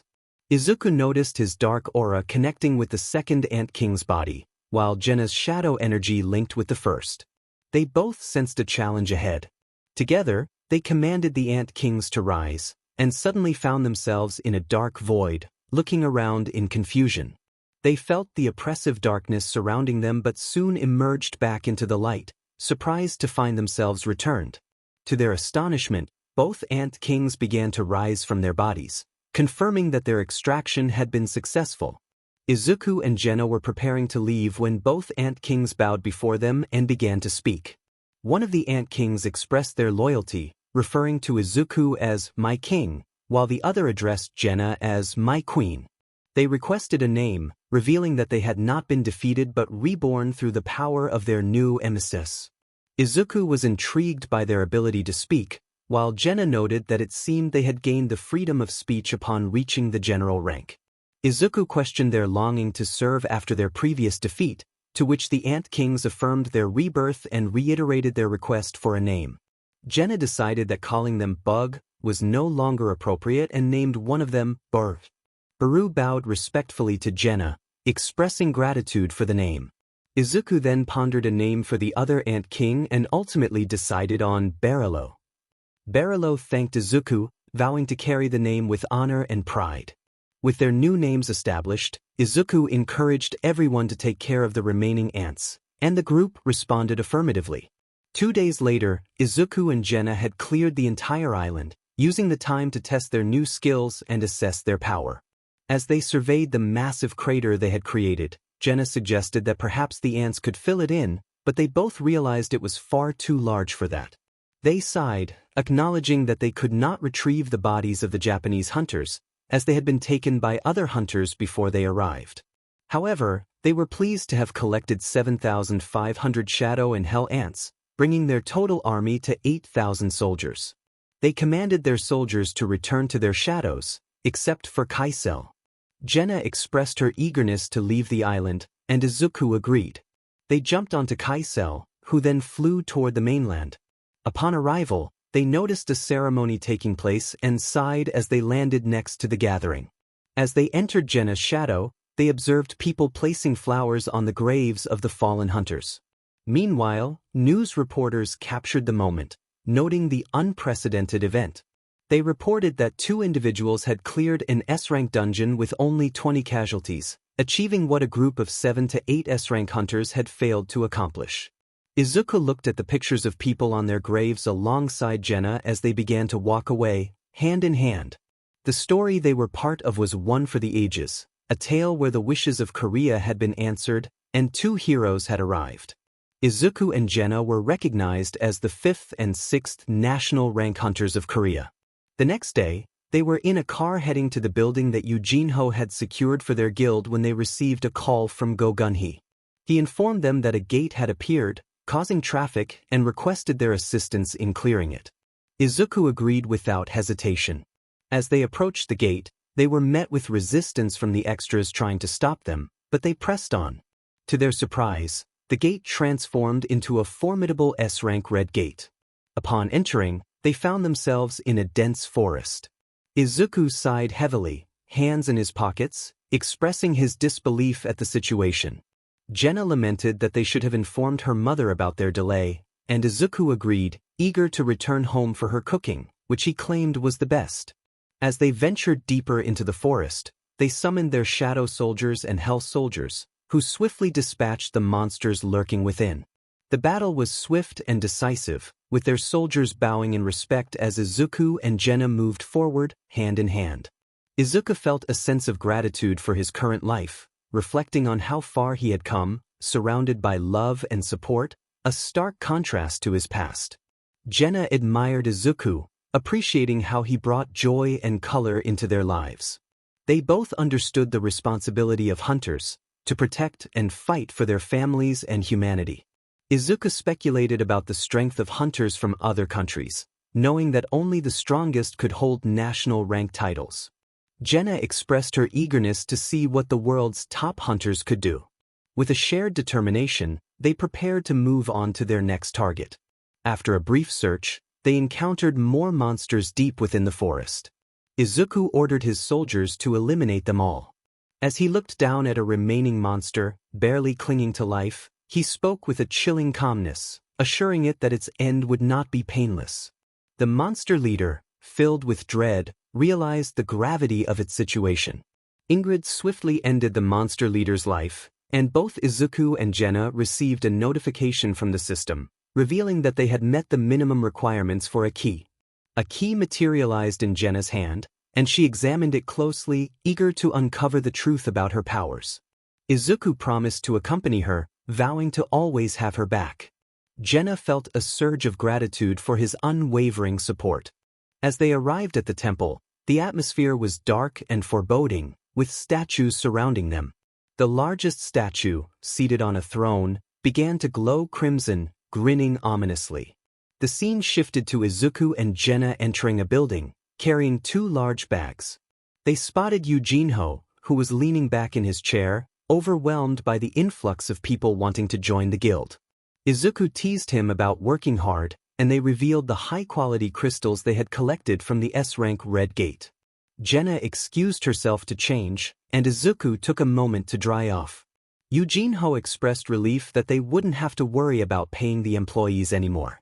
Izuku reminded him to be cautious in choosing new members for the guild. When 𝗧𝗪 returned, they discussed the name of their guild. Izuku suggested Shadow Guild, which 𝗧𝗪 approved of enthusiastically. 𝗬𝗎𝗄 introduced himself as the third in command of the Shadow Guild, impressed by the strength of the name. They admired the logo 𝗬𝗎𝗄 had designed, and Izuku expressed his intention to include their summon creatures as guild members. 𝗬𝗎𝗄 questioned whether the Hunters Association would accept them, and Izuku assured him that he would handle that. He instructed 𝗬𝗎𝗄 to start reserving gates while he and Jenna would clear some, preparing for the next phase of their journey. 𝗬𝗎𝗄 inquired about which soldiers would remain with him. Izuku mentioned that he would leave 𝗲𝗲 along with a few elite Hell Knights and mages. Jenna added that some mages and elite knights would accompany 𝗲𝗲, as they would serve as experience generators and help 𝗬𝗎𝗄 grow stronger. They instructed their selected soldiers to enter 𝗬𝗎𝗄's shadow. A few minutes passed as Izuku and Jenna enjoyed each other's company while 𝗬𝗎𝗄 was preoccupied with games on his phone. Jenna playfully teased him about not wearing his shirt, expressing her enjoyment of the view. Izuku responded by tickling her and hugging her, stating he would stay as he was for a while. Jenna giggled in agreement. Suddenly, a knock at the door interrupted their moment. 𝗬𝗎𝗄 went to check who was knocking, calling for Izuku and Jenna to join him. They sighed but stood up and made their way to the door. Izuku remarked that there was no need to shout, while Jenna asked what was happening. Upon opening the door, 𝗬𝗎𝗄 was taken aback by the sight before him. He called for Izuku and Jenna to come closer, and they complied, curious about the commotion. As they approached, they saw a familiar face at the door, blushing at the sight of Izuku. It was 𝗤𝗵𝗃, who expressed her longing to join their guild. Izuku, intrigued, welcomed her in and offered her something to drink. 𝗬𝗎𝗄 quickly volunteered to fetch it. Izuku put on his shirt and turned his attention to 𝗤𝗵𝗃, who was still blushing. Jenna reminded her of her intention to join their guild, and 𝗤𝗵𝗃 confirmed her interest. Izuku asked if she had been kicked out of her previous guild, to which she replied no. He pressed for a clear reason behind her longing to join the Shadow Guild, and she mentioned she had enough money to pay any penalties. Izuku acknowledged her eagerness to join, but noted they were not in a position to fund an S-rank hunter at the moment. 𝗤𝗵𝗃 reassured him that she didn't require a down payment. Izuku, curious about her motivations, sensed there was more to her story. 𝗤𝗵𝗃, feeling flustered, struggled to express her feelings but ultimately wished to stand by his side. Jenna observed the interaction, realizing that 𝗤𝗵𝗃 had developed feelings for Izuku and wanted to be close to him. Izuku smiled warmly at 𝗤𝗵𝗃, congratulating her on being an S-rank hunter and welcoming her to the Shadow Guild without needing a test. As they shook hands, she thanked him, still blushing. Izuku suggested they celebrate the addition of their first guild member, offering to treat everyone. 𝗬𝗎𝗄 returned with a tray of food, snacks, and drinks, agreeing that it was a great idea. 𝗤𝗵𝗃, still blushing, accepted the invitation to celebrate. Just as they were about to leave, another knock echoed through the room. Izuku went to the door, opening it to find Gina, Kane, Akari, and 𝗬𝗎𝗄's cousin waiting outside. He expressed his surprise at the number of visitors and asked how he could assist them. The girls were taken aback by his charm, each thinking about how handsome he had become. Izuku welcomed them inside, eager to find out what brought such lovely guests to his guild. As everyone entered, Jenna welcomed them and offered seats. 𝗬𝗎𝗄 greeted his sister with enthusiasm, expressing his happiness that she could join them. Izuku, curious, asked if 𝗬𝗎𝗄 knew her. 𝗬𝗎𝗄 confirmed their familial connection, explaining that he had invited her. Izuku then settled next to 𝗤𝗵𝗃, who blushed at his presence. He playfully remarked about the comfort of his seat, which made her blush even more. Izuku inquired about the girl's visit, and Gina revealed their longing to join his guild. Izuku noted that they were already part of 𝗤's guild and reminded them of the fee associated with leaving before their contracts expired. Gina assured him she had the means to cover it. Akari and Kane expressed their interest in joining as well, mentioning that Izuku had wanted to meet with them to discuss some matters. Curious about the missed calls from Kane, Izuku asked her about it. She explained that she wanted to inform him about a plan involving the chairman and Goto. As they elaborated, Izuku's frustration grew. He acknowledged their intentions and welcomed them to join his guild, but admitted he currently lacked the resources to facilitate their entry. Yu Soo-hyun reassured him that it was not a problem. Izuku decided to contact the chairman, 𝗤𝗏𝗄, to arrange citizenship for 𝗂𝗍 and 𝗧𝗪𝗏, making them full-fledged Korean hunters. During the call, he explained the troubling plan that Goto and the chairman of the Japanese Hunters Association had devised, which angered 𝗤𝗏𝗄. Izuku proposed organizing a press conference to expose Goto's intentions, and the chairman agreed to assist. After the call, Izuku returned to find the girls chatting with 𝗳𝗏. 𝗳𝗏 encouraged them to share their feelings for Izuku. The girls expressed their affection and requested to join his 𝗳𝗪𝗢𝗻. 𝗳𝗏 confirmed their honesty and expressed her willingness to accept them, reminding them of her position as the leader of the 𝗳𝗪𝗻. Izuku welcomed the girls warmly, promising to treat them with love and care. They embraced him, and he reciprocated, sharing affectionate moments with each of them. As they all headed home, the girls moved in with Izuku, and they quickly bonded over the week, sharing their pasts and experiences as hunters. Izuku also recounted his previous life in the MHA world and how he transitioned to the solo-leveling universe. Chairman 𝗤𝗏𝗄 successfully arranged citizenship for 𝗂𝗍 and 𝗧𝗪𝗏, and Izuku helped cure 𝗂𝗍's little sister of her ailment, bringing her immense joy. Izuku's parents arrived in the solo-leveling universe, settling in with him and his 𝗳𝗪𝗻. They faced challenges together, including defeating the ruler of Hell. Yuna and 𝗳𝗏's mother became close friends, while Hisashi chose to step back from hunting to spend quality time with his family, seeking a more normal life. On the day of the conference, Izuku woke up feeling a bit sluggish. He tried to get up but found himself weighed down by the presence of 𝗳𝗏 and the other girls sleeping beside him. Amused by their cuteness, he carefully slipped out of bed and made his way downstairs, where he found his father enjoying coffee and reading the newspaper. Izuku greeted Hisashi, who explained that he had been working out before taking a shower. Izuku mentioned his plans for his morning routine, and 𝗳𝗏, now awake, reminded him not to forget her. They decided to tackle their daily quest together, and after an intense workout session, they both felt accomplished. 𝗳𝗏 announced her intention to shower, and Izuku planned to lift weights before joining her. They shared a sweet kiss before parting for their respective routines. Izuku began his weightlifting routine, beads of sweat forming on his brow from the intensity of his workout. He counted his reps aloud, focusing on his goal. Meanwhile, at the family table, Yuna and 𝗳𝗏's mother were setting out breakfast. Yuna wondered where Izuku was, and 𝗳𝗏 suggested he was still at the gym. Park Kyung-hae remarked that the food would get cold if he didn't hurry. Just then, they spotted Izuku heading upstairs to take a shower. Gina teased him about taking his time, and the girls couldn't help but blush at the sight of his well-defined physique. Essel thought to herself that she would never get used to this, while Yoo Soo-hyun mused that such a physique should be illegal. Cha Hae-in admired his body, thinking it was perfect. Izuku called down that he would be right back after a quick shower. Gina reminded him not to take too long, or breakfast would be cold. He assured them he wouldn't, quickly heading to his room. After 30 minutes, Izuku returned, looking sharp in his outfit. He joined everyone at the table and began to eat. Eugene-ho asked what his plans were for the day, and Izuku explained that Chairman Go was holding a press conference where he intended to address Shigeru Matsumoto, the chairman of the Japanese Hunters Association. Yoo Soo-hyun asked if they could accompany him, and Izuku welcomed the idea, noting that they were all part of his guild. Essel was excited, mentioning it would be her first press conference. Izuku realized that such events were likely unfamiliar to them from the demon realm. Yuna acknowledged that while her son could be foolish at times, he treated the girls with love and care. Gina confirmed this, saying he treated them like queens.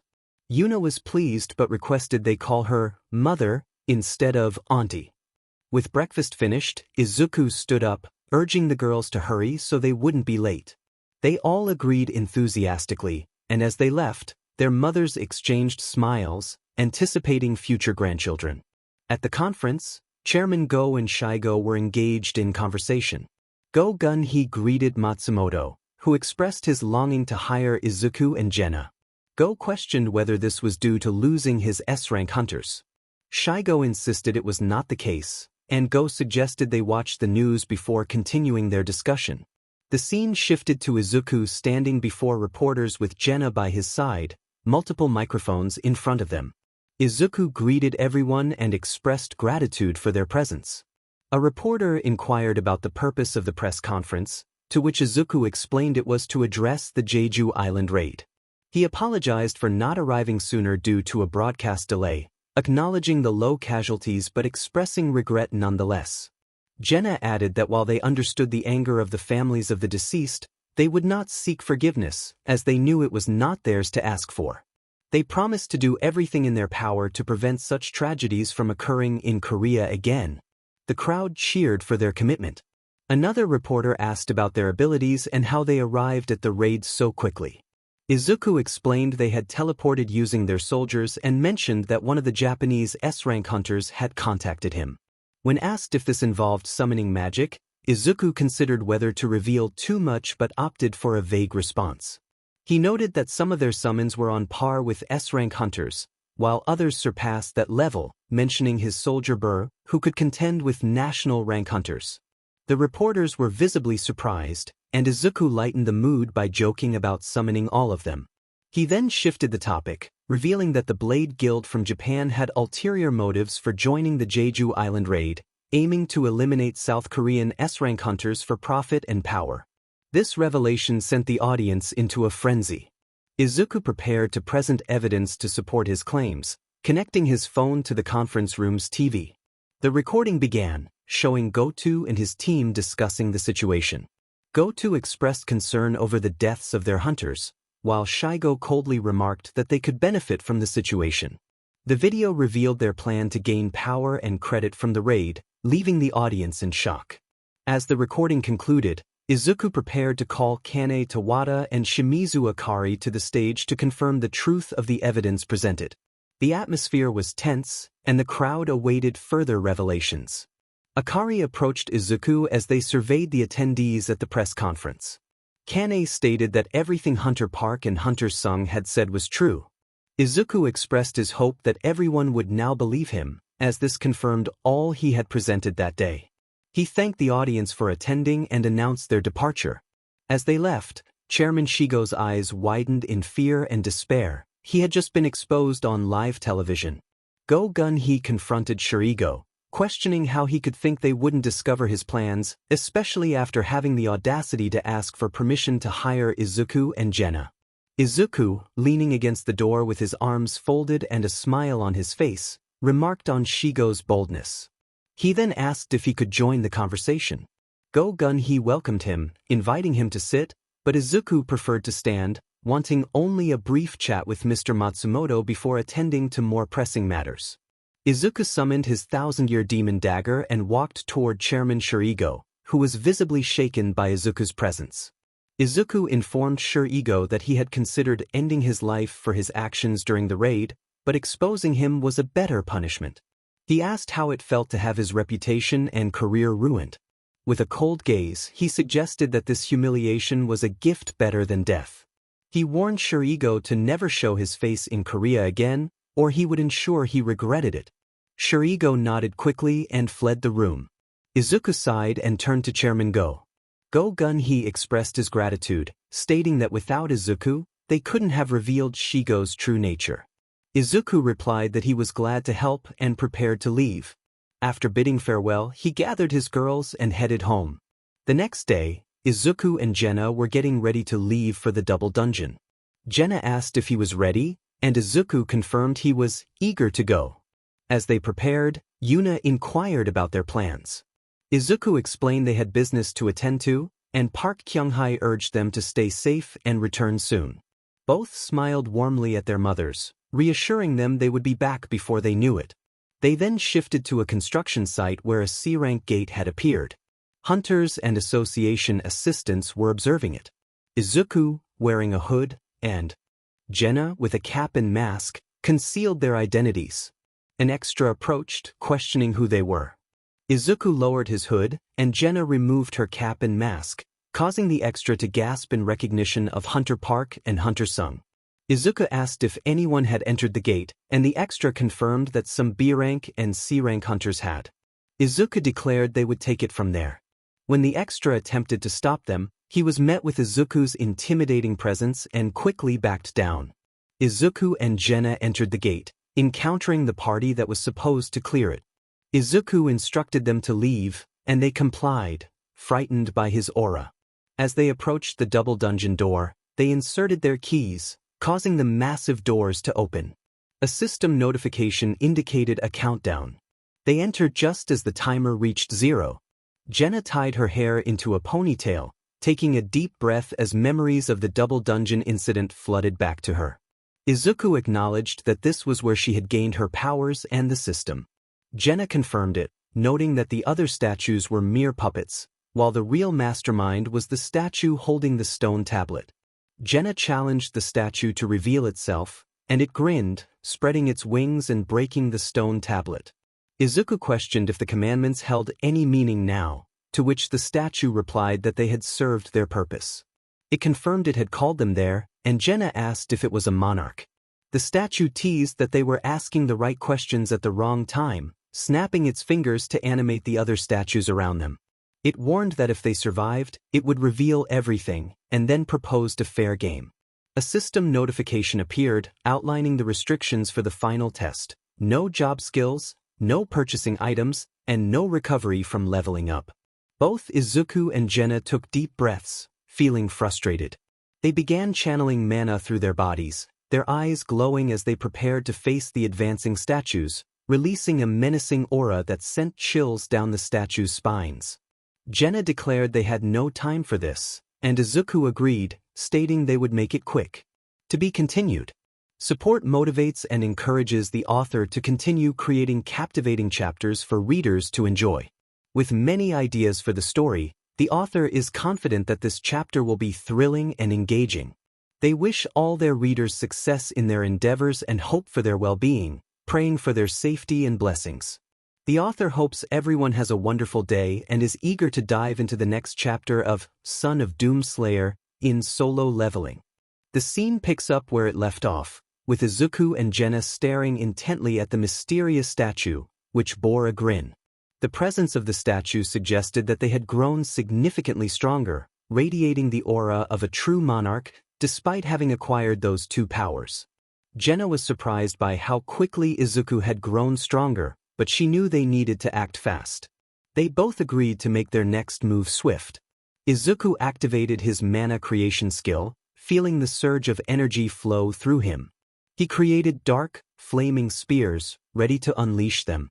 𝗀𝗃, using her monarch's authority, stopped the statues in their tracks.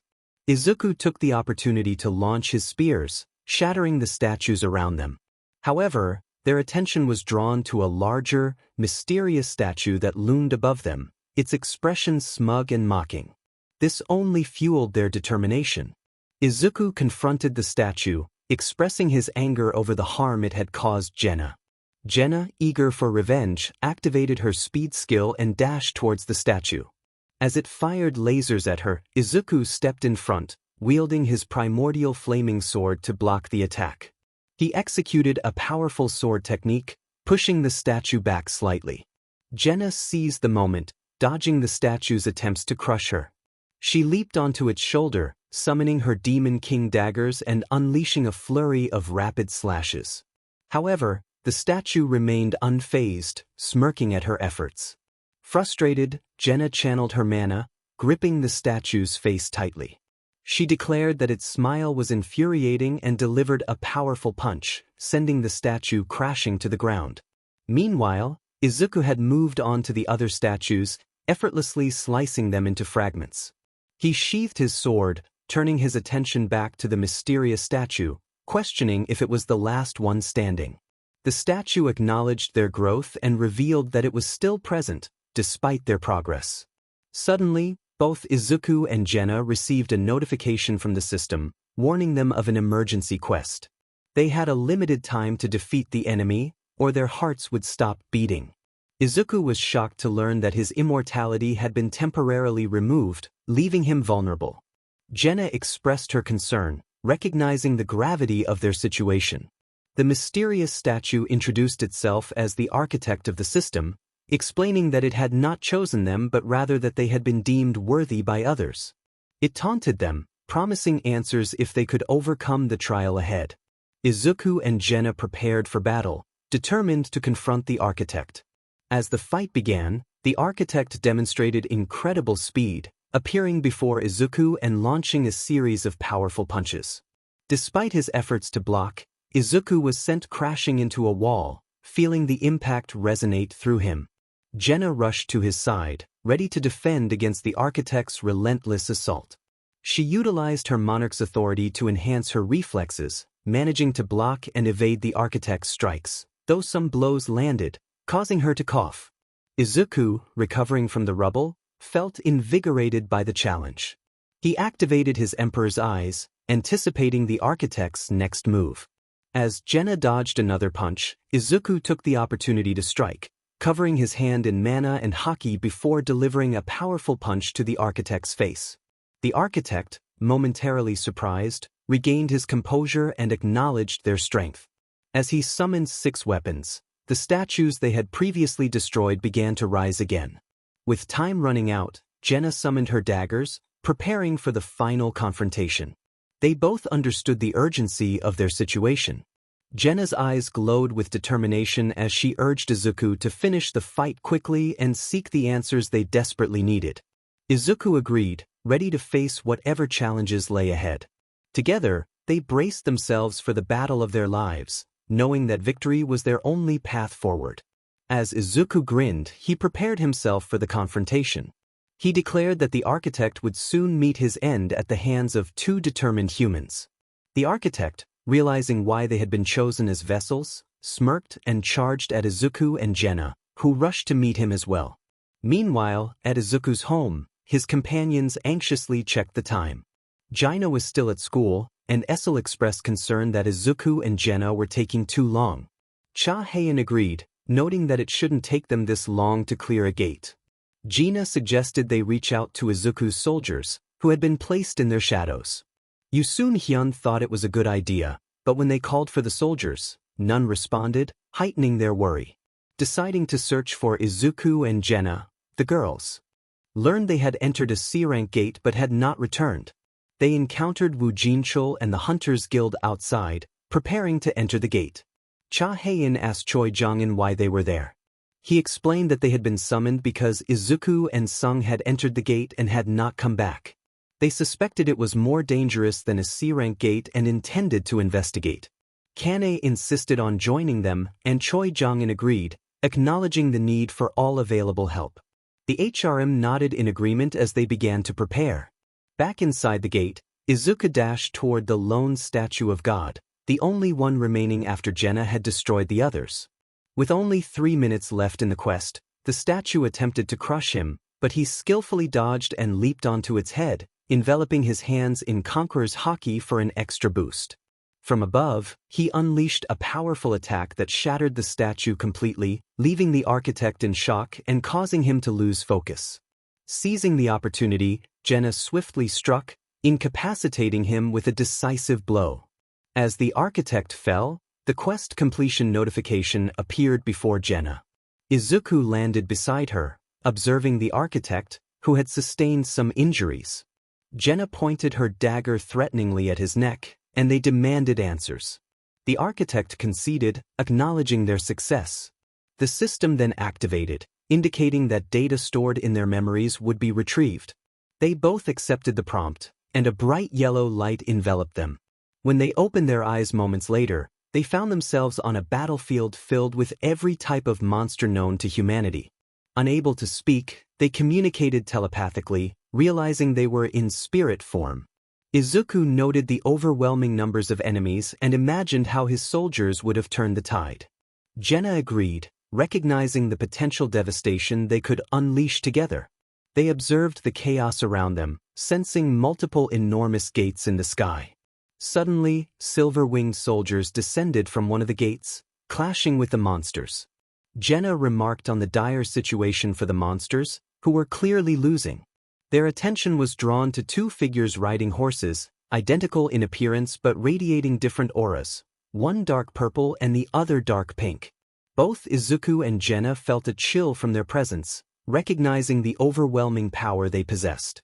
As the 2 figures commanded the fallen monsters to rise as shadow and primordial soldiers, Izuku recalled the abilities they were using. 𝗧𝗪 realized that these were the original owners of their powers, the Shadow Monarch and the Monarch of Primordial Flames. They marveled at the sheer amount of mana required to maintain such an army. The two monarchs sent their soldiers to engage the winged soldiers, and Izuku and 𝗧𝗪 watched as the battle shifted dramatically with their arrival. Outside the dungeon, 𝗳𝗪𝗄𝗃 and 𝗬𝗏𝗄𝗁 stood before a massive door, discussing the situation. 𝗧𝗪 urged them to focus on finding Izuku and 𝗧𝗪. 𝗳𝗏𝗄𝗃 opened the door, and as they entered, they were met with a shocking sight. The temple was in ruins, with broken pieces of statues scattered everywhere. In the center stood Izuku and 𝗧𝗪, seemingly entranced. The architect, now recovering, smirked and gestured for silence, announcing that they were about to witness the ascension of two kings. The auras emanating from Izuku and 𝗧𝗪 filled the room, leaving everyone in awe. To be continued. The narrator began the story with a heartfelt wish for the reader's well-being, hoping they were blessed wherever they were.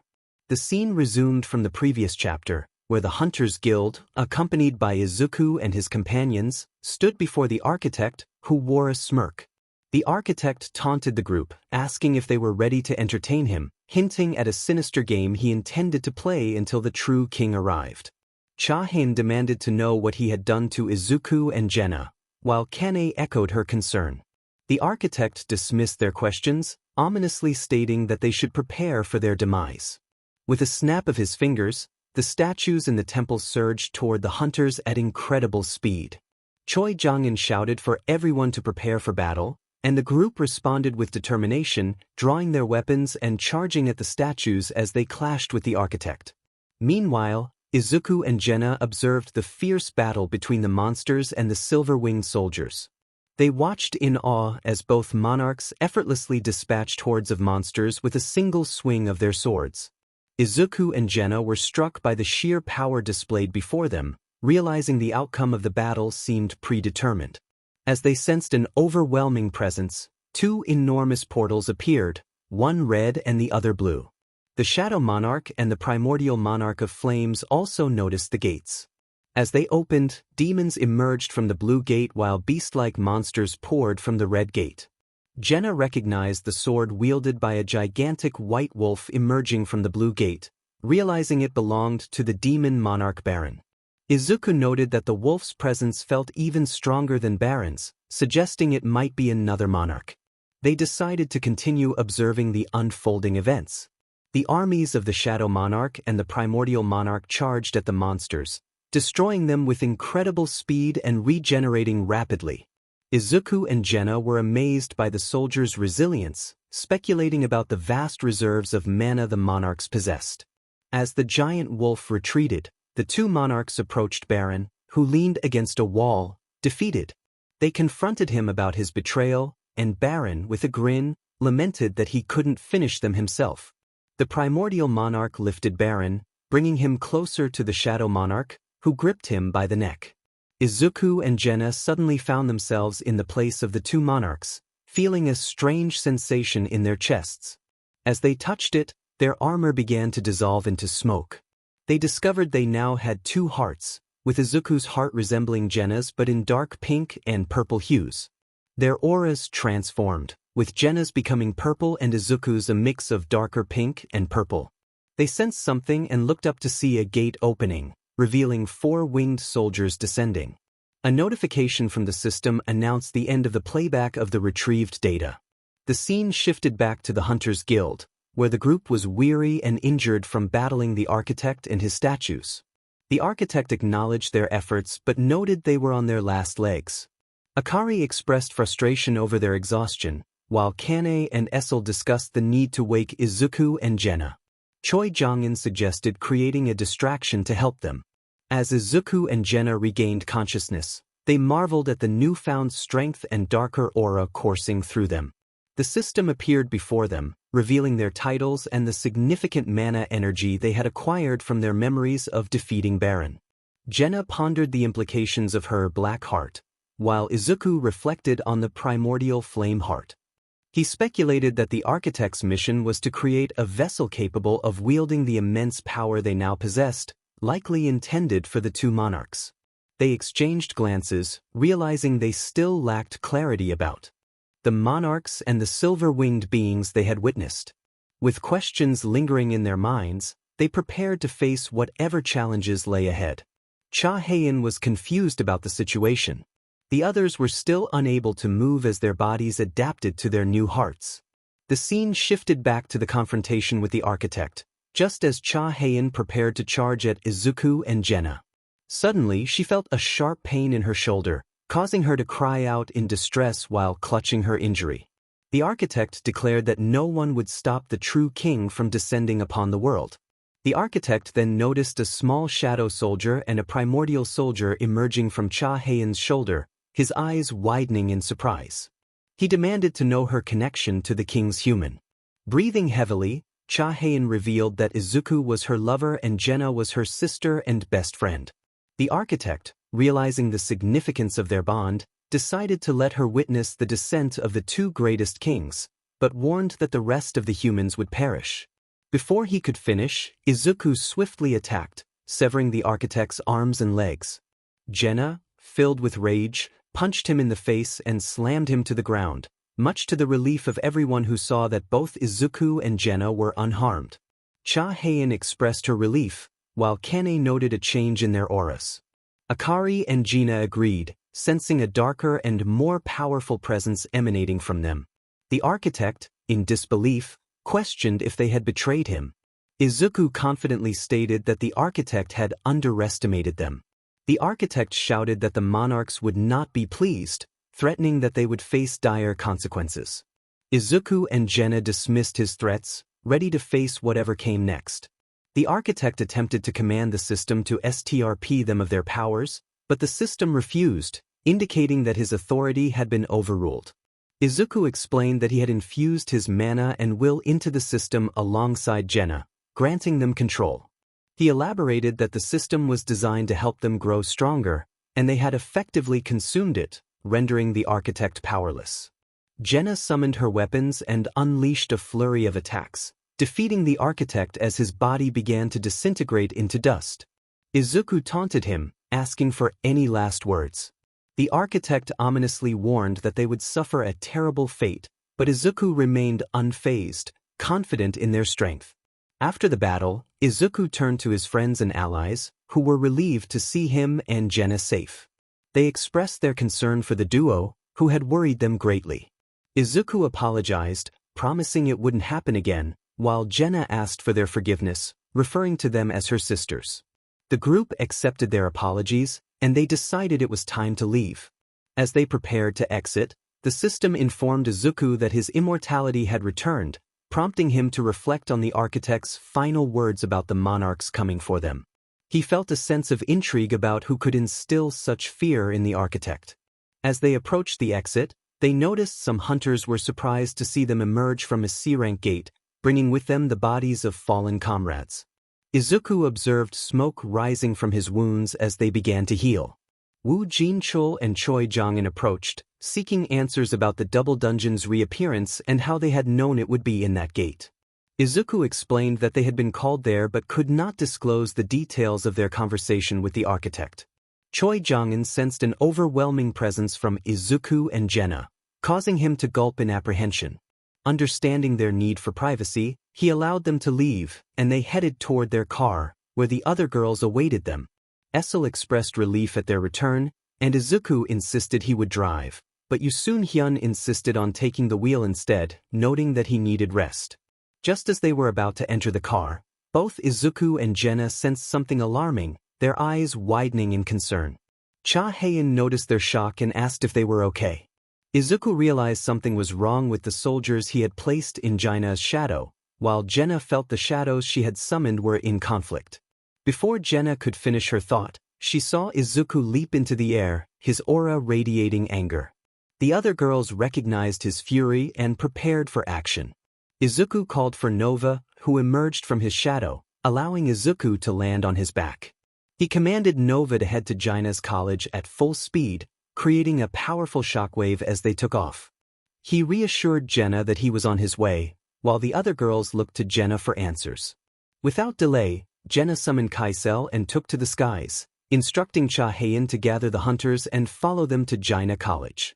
Izuku and 𝗳𝗵𝗃 set off for 𝗳𝗵𝗃 College, where they informed everyone to make their way there. Upon arrival, they witnessed the primordial flame soldiers and 𝗳𝗏's shadow soldiers valiantly defending 𝗳𝗏 against the formidable S-rank high orcs. 𝗳𝗏, feeling a surge of fear, thought of Izuku, seeking his presence for reassurance. The high orcs managed to overpower Izuku and 𝗳𝗏 soldiers, as they were A-rank shadow orcs and primordial flame orcs, along with knights. The leader of the orcs then turned his gaze toward 𝗳𝗏, sensing the mana of Izuku and 𝗳𝗏 surrounding her. The leader declared that she was the one they must eliminate. He seized 𝗳𝗏 by the face, and her eyes widened in fear as she faced imminent danger. Thoughts raced through her mind. She couldn't bear the thought of dying without seeing Izuku, 𝗳𝗏, or her mother again. She longed for a future filled with love, dreaming of marrying Izuku and having a family. In her desperation, she called out for him, wishing for salvation. At that moment, a dark and sinister presence filled the air, sending chills down everyone's spine.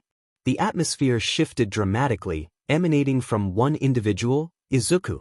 The orc leader released 𝗳𝗏, trembling with an overwhelming sense of dread.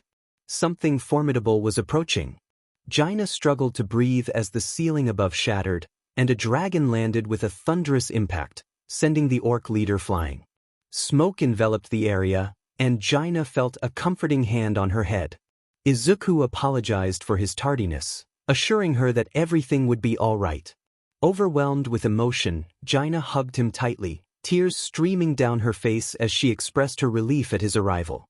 Izuku noticed the red marks on her face, his expression shifting to one of concern.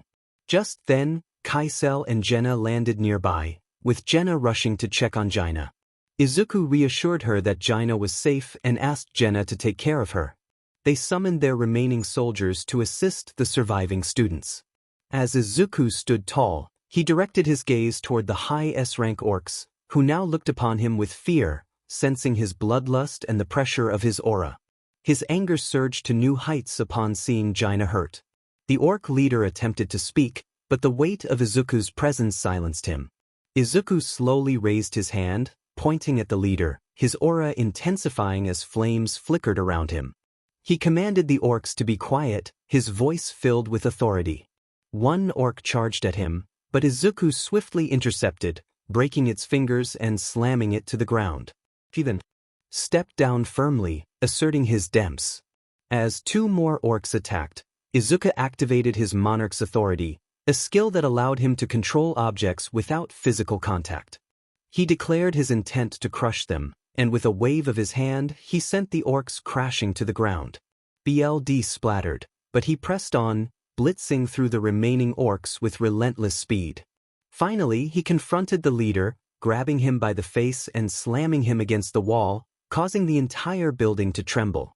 Izuku confronted the leader, expressing his outrage at the attack on 𝗳𝗏 and the audacity of the orcs' actions. He demanded to know who the leader thought he was, standing against him. Izuku began summoning one of his blades of chaos from his inventory, glancing around at the fallen students. The weight of the situation pressed heavily on him as he confronted the leader of the orcs, filled with a sense of righteous fury. He felt that the act of harming innocent students was a sin that could not be forgiven. The leader of the orcs trembled in fear as Izuku's presence grew more intense, his bloodlust palpable. The atmosphere around him darkened, and those outside could sense the ominous energy radiating from him. Izuku vowed that he would ensure the orc leader would face a painful reckoning for his actions. As the scene shifted, Izuku walked out of the school, reflecting on the battle he had just fought. The rain poured down, mingling with the remnants of his confrontation. Other hunters and the parents of the surviving students were present, but Izuku's thoughts were consumed by what might have happened if he had not arrived in time to save his beloved. He thought about the horrors that could have befallen her, and the fear gripped him tightly. In his past life, he had known loneliness, but now he had found love and happiness. The thought of losing 𝗳𝗏 terrified him. He couldn't bear the idea of anything happening to her or his family. As he stood lost in thought, he noticed 𝗳𝗏 and 𝗳𝗏 running toward him, holding an umbrella. They expressed their concern for his well-being, and Izuku reassured them that he was fine, though he was deeply troubled about 𝗳𝗂. The girls noticed his distress and urged him to share his feelings. Izuku admitted his fear of losing 𝗳𝗂 and how precious his relationships had become to him. He expressed that they were his world, and he couldn't imagine life without them. In a moment of comfort, the girls kissed him, and he returned their affection. After a heartfelt exchange, 𝗳𝗂 reassured him that nothing would happen to them as long as he was there to protect them. 𝗳𝗂 added that they loved him dearly, and seeing him upset made them sad. Izuku managed a small smile, feeling warmth from their support. They embraced tightly, and he felt a sense of completeness with them by his side. The girls encouraged him to smile and reminded him that 𝗳𝗂 was safe, which brought him some relief. As they prepared to leave, 𝗳𝗂 took the driver's seat while 𝗳𝗂 sat in the back with Izuku, who rested his head on her lap. She gently ran her fingers through his hair, complimenting its softness, and he chuckled in response. Upon arriving home, Yuna rushed to check on her son, relieved to find him safe. His father, Hisashi, also expressed concern, but Izuku reassured them both. 𝗳𝗂 and the other girls joined in, wrapping him in hugs and sharing affectionate moments. Izuku inquired about 𝗳𝗂's whereabouts and learned she was resting in their room. He decided to freshen up before checking on her and headed upstairs. After a quick shower, he dressed in comfortable clothes and approached 𝗳𝗂, who was pretending to sleep. He gently patted her head, knowing she was awake. He comforted her, assuring her that she was safe now. 𝗳𝗂 hugged him tightly, tears spilling as she expressed her fear from earlier. Izuku calmed her, promising that he would always protect her, as she was the reason he fought so hard. They shared a passionate kiss, their bond deepening in that moment. Both were breathing a little heavily when Izuku kissed 𝗳𝗂's forehead and offered her a warm, loving smile. He expressed his affection for her, and she reciprocated with her own declaration of love. Izuku then playfully asked her for a smile, and as he began to tickle her, their laughter filled the air. When he finally stopped, 𝗳𝗂 smiled up at him, and he proposed a date just for the two of them. Excited, 𝗳𝗂 snuggled into his chest, and he gazed down at her with affection. As he prepared to leave for his lab, he reminded her to get some rest. 𝗳𝗂 shyly asked if he could stay the night, wanting to cuddle with him. With a smile, Izuku took off his slippers, climbed onto the bed, and pulled her close, allowing her to snuggle against him. They exchanged sweet goodnights, and as Izuku drifted off to sleep, 𝗳𝗂 admired his peaceful expression, feeling grateful to have him in her life. The next day, Izuku waited for 𝗳𝗂, dressed sharply for their date. When she arrived, he couldn't help but blush at her outfit. She asked for his opinion, and he thought to himself how stunning she looked. He felt lucky to have such appealing girls in his life, and he complimented her appearance, teasingly hinting at how she was making him feel. 𝗳𝗂 giggled at his reaction and playfully swayed her hips, enjoying the attention. 𝗳𝗂 returned the compliment, admiring Izuku's fashionable style. She felt fortunate to have found such a perfect partner. As they discussed the whereabouts of their friends, 𝗳𝗂 explained that they had gone to the guild office and that their parents were out shopping. Izuku chuckled, knowing that his dad was likely carrying all the bags. With a sense of urgency, 𝗳𝗂 suggested they get going, and Izuku agreed. They headed to the garage, where they chose one of Izuku's sports cars for their outing. As they drove, 𝗳𝗂 grew curious about their destination, but Izuku playfully insisted it was a surprise and handed her a 𝗵𝗃𝗄𝗏. Reluctantly, she complied, and he kissed her cheek, making her smile. After 30 minutes, they arrived at an appealing location. When 𝗳𝗂 removed the 𝗵𝗃𝗄𝗏, her eyes widened in awe at the stunning view. She expressed her amazement, and Izuku explained that he chose a simple yet appealing setting, knowing she preferred it that way. In gratitude, 𝗳𝗂 kissed him passionately before they settled down for dinner, enjoying each other's company as they watched the sunset.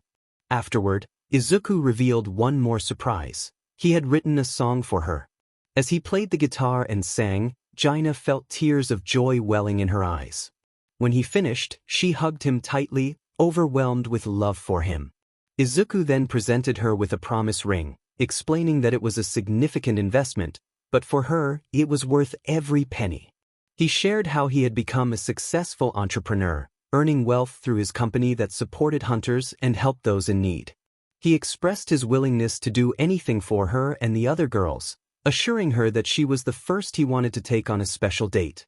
𝗬𝗓 was speechless, touched by his generosity and thoughtfulness. She kissed him again, feeling grateful for the love they shared and the future they could build together.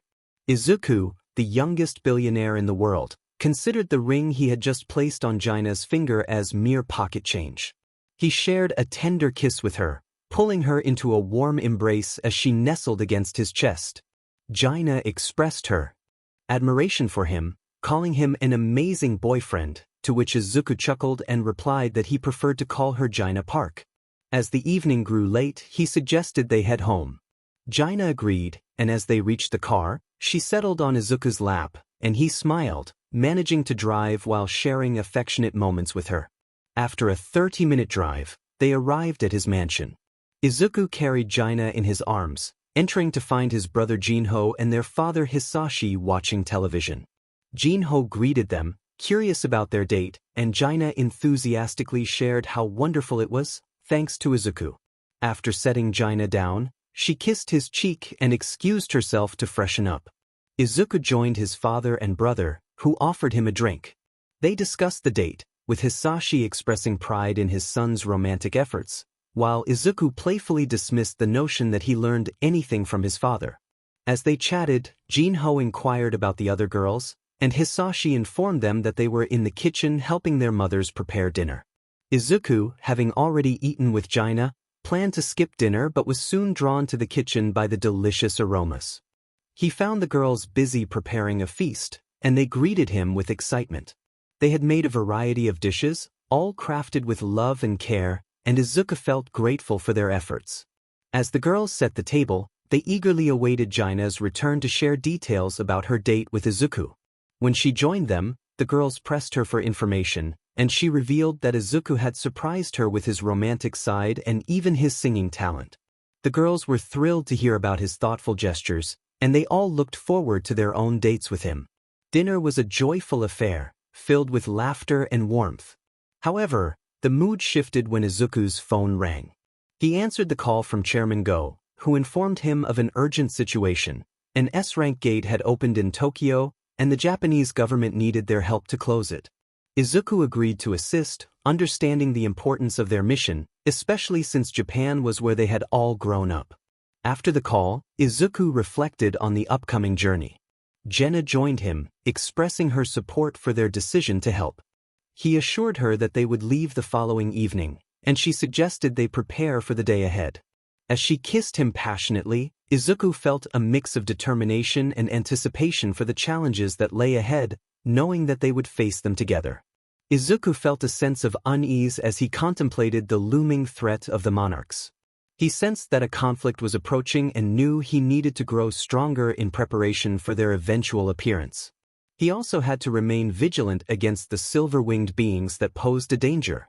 The next few days promised to be intriguing. As the scene unfolded, Izuku, 𝗬𝗓, Akari, Kane, and 𝗵𝗃 were on a plane heading to Japan. Izuku had instructed the girls to stay behind and manage the guild while he dealt with the situation alongside the others. He couldn't shake the feeling that the gate they were approaching was somehow linked to the architect or the monarchs, as such a massive gate could not simply appear without reason. He resolved to find answers by clearing the gate. 𝗬𝗓 noticed Izuku lost in thought and expressed her concern for him. He reassured her that he was fine but admitted he was pondering the sudden appearance of the gate. 𝗬𝗓 pointed out that it had emerged right after they defeated the architect, suggesting a connection. Izuku agreed, believing the gate might be tied to the architect or the so-called monarchs. 𝗬𝗓 concluded that they would likely find answers once they cleared the gate, and Izuku confirmed his suspicion that it was not an ordinary S-rank gate. 𝗬𝗓 could sense the powerful mana emanating from it, even from their distance, and Izuku emphasized the need to confront whatever awaited them inside. Upon landing at the airport, they were greeted by a throng of Japanese reporters eager to capture the moment.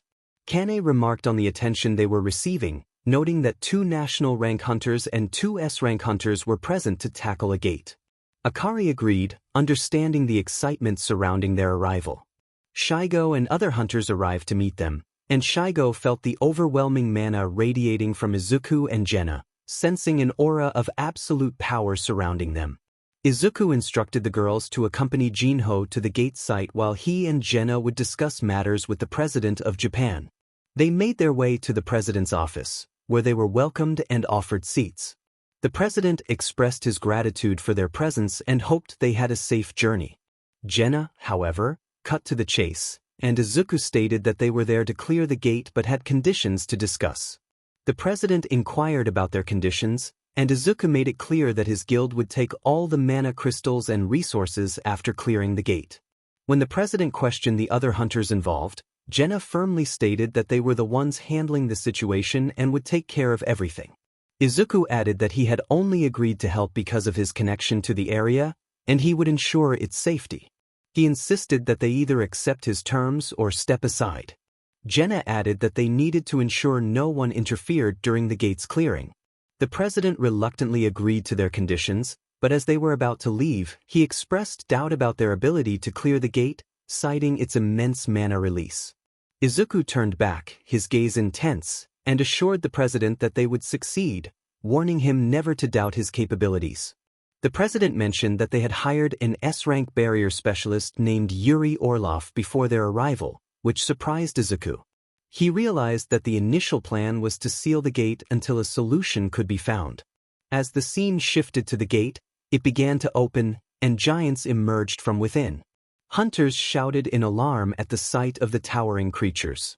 Yuri Orlov confidently declared that this was manageable for him and activated his barrier skill to prevent the giants from advancing. However, one giant attempted to break through, and Yuri boasted that an A-rank monster could never breach his barrier. Just then, a larger giant appeared and shattered the shield, leaving Yuri in shock as chaos ensued. The military began firing at the giants, but the situation was rapidly escalating. Hunter 1 was filled with frustration as he observed the ongoing chaos.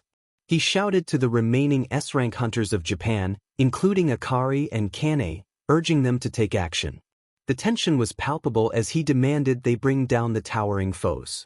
Kane, unfazed, retorted that they knew what needed to be done, while Akari added that Hunter 1 wasn't contributing anything useful. Hunter 1 fell silent, realizing the urgency of their situation. With a sudden burst of speed, Kane dashed behind one of the giants, thinking that it wouldn't be able to track her movements if she blinded it. However, the giant turned its gaze toward her, causing her eyes to widen in alarm. It swung its weapon swiftly, but she managed to evade the attack alongside her comrades, questioning how such a massive creature could move so quickly. Out of nowhere, a powerful mana attack struck the giant, slicing it in half, and leaving everyone in shock. The attack continued, cutting down more giants in its path. The hunters watched in awe as they turned to see 𝗳𝗃 standing atop a building, wielding one of her Demon King daggers. She greeted the other hunters, apologizing for their late arrival but assuring them they would handle everything from there. 𝗳𝗃 then glanced down at Izuku with a playful smirk, dressed in leather breathes, a black jacket and boots, with a white vest underneath and a locket that Izuku had given her. She called out to him, signaling that it was his turn to join the fight. Izuku smiled back at her, stepping in front of the civilians as he began summoning one of his chaos blades, enveloped in a dark, menacing aura that radiated power. As the overwhelming presence and mana emanated from him, Izuku prepared for the hunt ahead. The system activated his skills, enhancing his abilities to use mana more effectively and increasing his speed. He leaped into the air, charging mana and haki through his blade, and unleashed a devastating attack that created a shockwave of flames, taking down multiple giants with his sword technique, Inferno Slash. Hours later, 𝗳𝗃 and Izuku stood on a building, having just defeated several giants. They called for the soldiers to emerge from the shadows, and Izuku instructed them to spread out and collect the fallen bodies. He emphasized the importance of gathering not just hunters and monsters, but civilians as well, as he created a seat using his mana for 𝗳𝗃 to sit in his lap. After some time, the soldiers returned with the bodies, which Izuku and 𝗳𝗃 transformed into their soldiers. They surveyed the 20 primordial and shadow giants they had amassed, and Izuku pondered what to name them. 𝗳𝗃 suggested simply numbering them from number 1 to number 20, playfully calling him lazy. They shared a kiss before 𝗵𝘃𝗀 and 𝗵𝘃𝗀 approached, reporting that the army had taken down another giant, bringing their count to 9. As they discussed their growing army, a massive giant emerged from the gate, wielding a large sword and exuding an intimidating aura that indicated it was a formidable opponent. Izuku stood tall, ready to confront the challenge ahead, and declared that they would take it down together. With a determined nod from his soldiers, Izuku jumped off the building, creating a crater upon landing. He charged toward the giant, summoning his primordial flaming sword with a wild grin. The giant swung its sword at him, and they began to clash, each blow resonating with power. As the battle intensified, Izuku unleashed a primordial laser, which the giant narrowly dodged, but his excitement only grew. He encouraged his comrades to join the fray, and they leaped into action, attacking the giant from all sides. They worked in unison, using their skills to keep the giant on its knees. 𝗃𝗂 summoned her new shadow, 𝗬𝗵𝗲, who matched the giant's size and slammed it into a building. She then charged up her mana and unleashed a series of powerful slashes, bringing the giant down for good. Izuku watched with pride, acknowledging how far 𝗃𝗂 had come in her abilities. As the dust settled, Izuku gave her a thumbs up, and they shared a moment of joy. Their other companions, Kane, Akari, and Jinho, joined them, celebrating their victory. However, the atmosphere shifted as they sensed a more powerful presence approaching, indicating that the battle was far from over.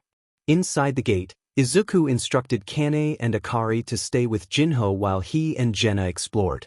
As they ventured in, they found themselves in a vast hallway. Suddenly, laughter echoed from a specific direction, causing Izuku to feel uneasy about the loudness. They moved towards the source of the laughter and entered a room where they encountered a giant with blue skin and a black beard, his glowing red eyes radiating a dangerous aura. The giant expressed his amusement at their presence and demanded to know who had come to meet him. Izuku and 𝗃𝗂 learned that the giant's name was 𝗧𝗪𝗂𝗧, the king of the giants and monarch of beginning. 𝗧𝗪𝗂𝗧 revealed that he had sensed their power and mentioned the betrayal of the previous monarchs. Izuku doubted the story, while 𝗃𝗂 inquired about the rulers 𝗧𝗪𝗂𝗧 mentioned. 𝗧𝗪𝗂𝗧 explained that they were ancient enemies of the monarchs and confirmed that they were indeed the silver-winged soldiers with a silver-winged army. He warned that the monarchs and rulers were after them and that they currently lacked the strength to fight back. 𝗧𝗪𝗂𝗧 proposed that they release him, claiming he could assist them. Izuku and 𝗃𝗂 laughed at the idea of a monster helping humans, but 𝗧𝗪𝗂𝗧 challenged their perception of humanity, reminding them of their experiences. The laughter faded as they looked at 𝗧𝗪𝗧𝗧, whose eyes glowed with power. Izuku acknowledged that even if they were not fully human, they still considered themselves as such, while 𝗃𝗂 asserted that they would not fall for 𝗧𝗪𝗂𝗧's claims. 𝗧𝗪𝗂𝗧 then began speaking in a language unfamiliar to them, causing a system notification to appear before Izuku and 𝗃𝗂. The system informed them that 𝗧𝗪𝗂𝗧 had used a skill called Oath of Faith, which would bind them to honesty. After considering the offer, they both accepted the deal, aware that it would prevent them from lying to one another. 𝗧𝗪𝗂𝗧 reiterated his request for release and promised to help them. However, Izuku remained skeptical, questioning how many monarchs existed. 𝗧𝗪𝗂𝗧 listed the 10 monarchs, including their own trio, the monarch of White Flames, the king of Demons Baron, and others, some of whom were deceased. As 𝗧𝗪𝗂𝗧 spoke, Izuku and 𝗃𝗂 sensed the fear in his voice when he mentioned the monarch of destruction, Antares, the strongest of all monarchs.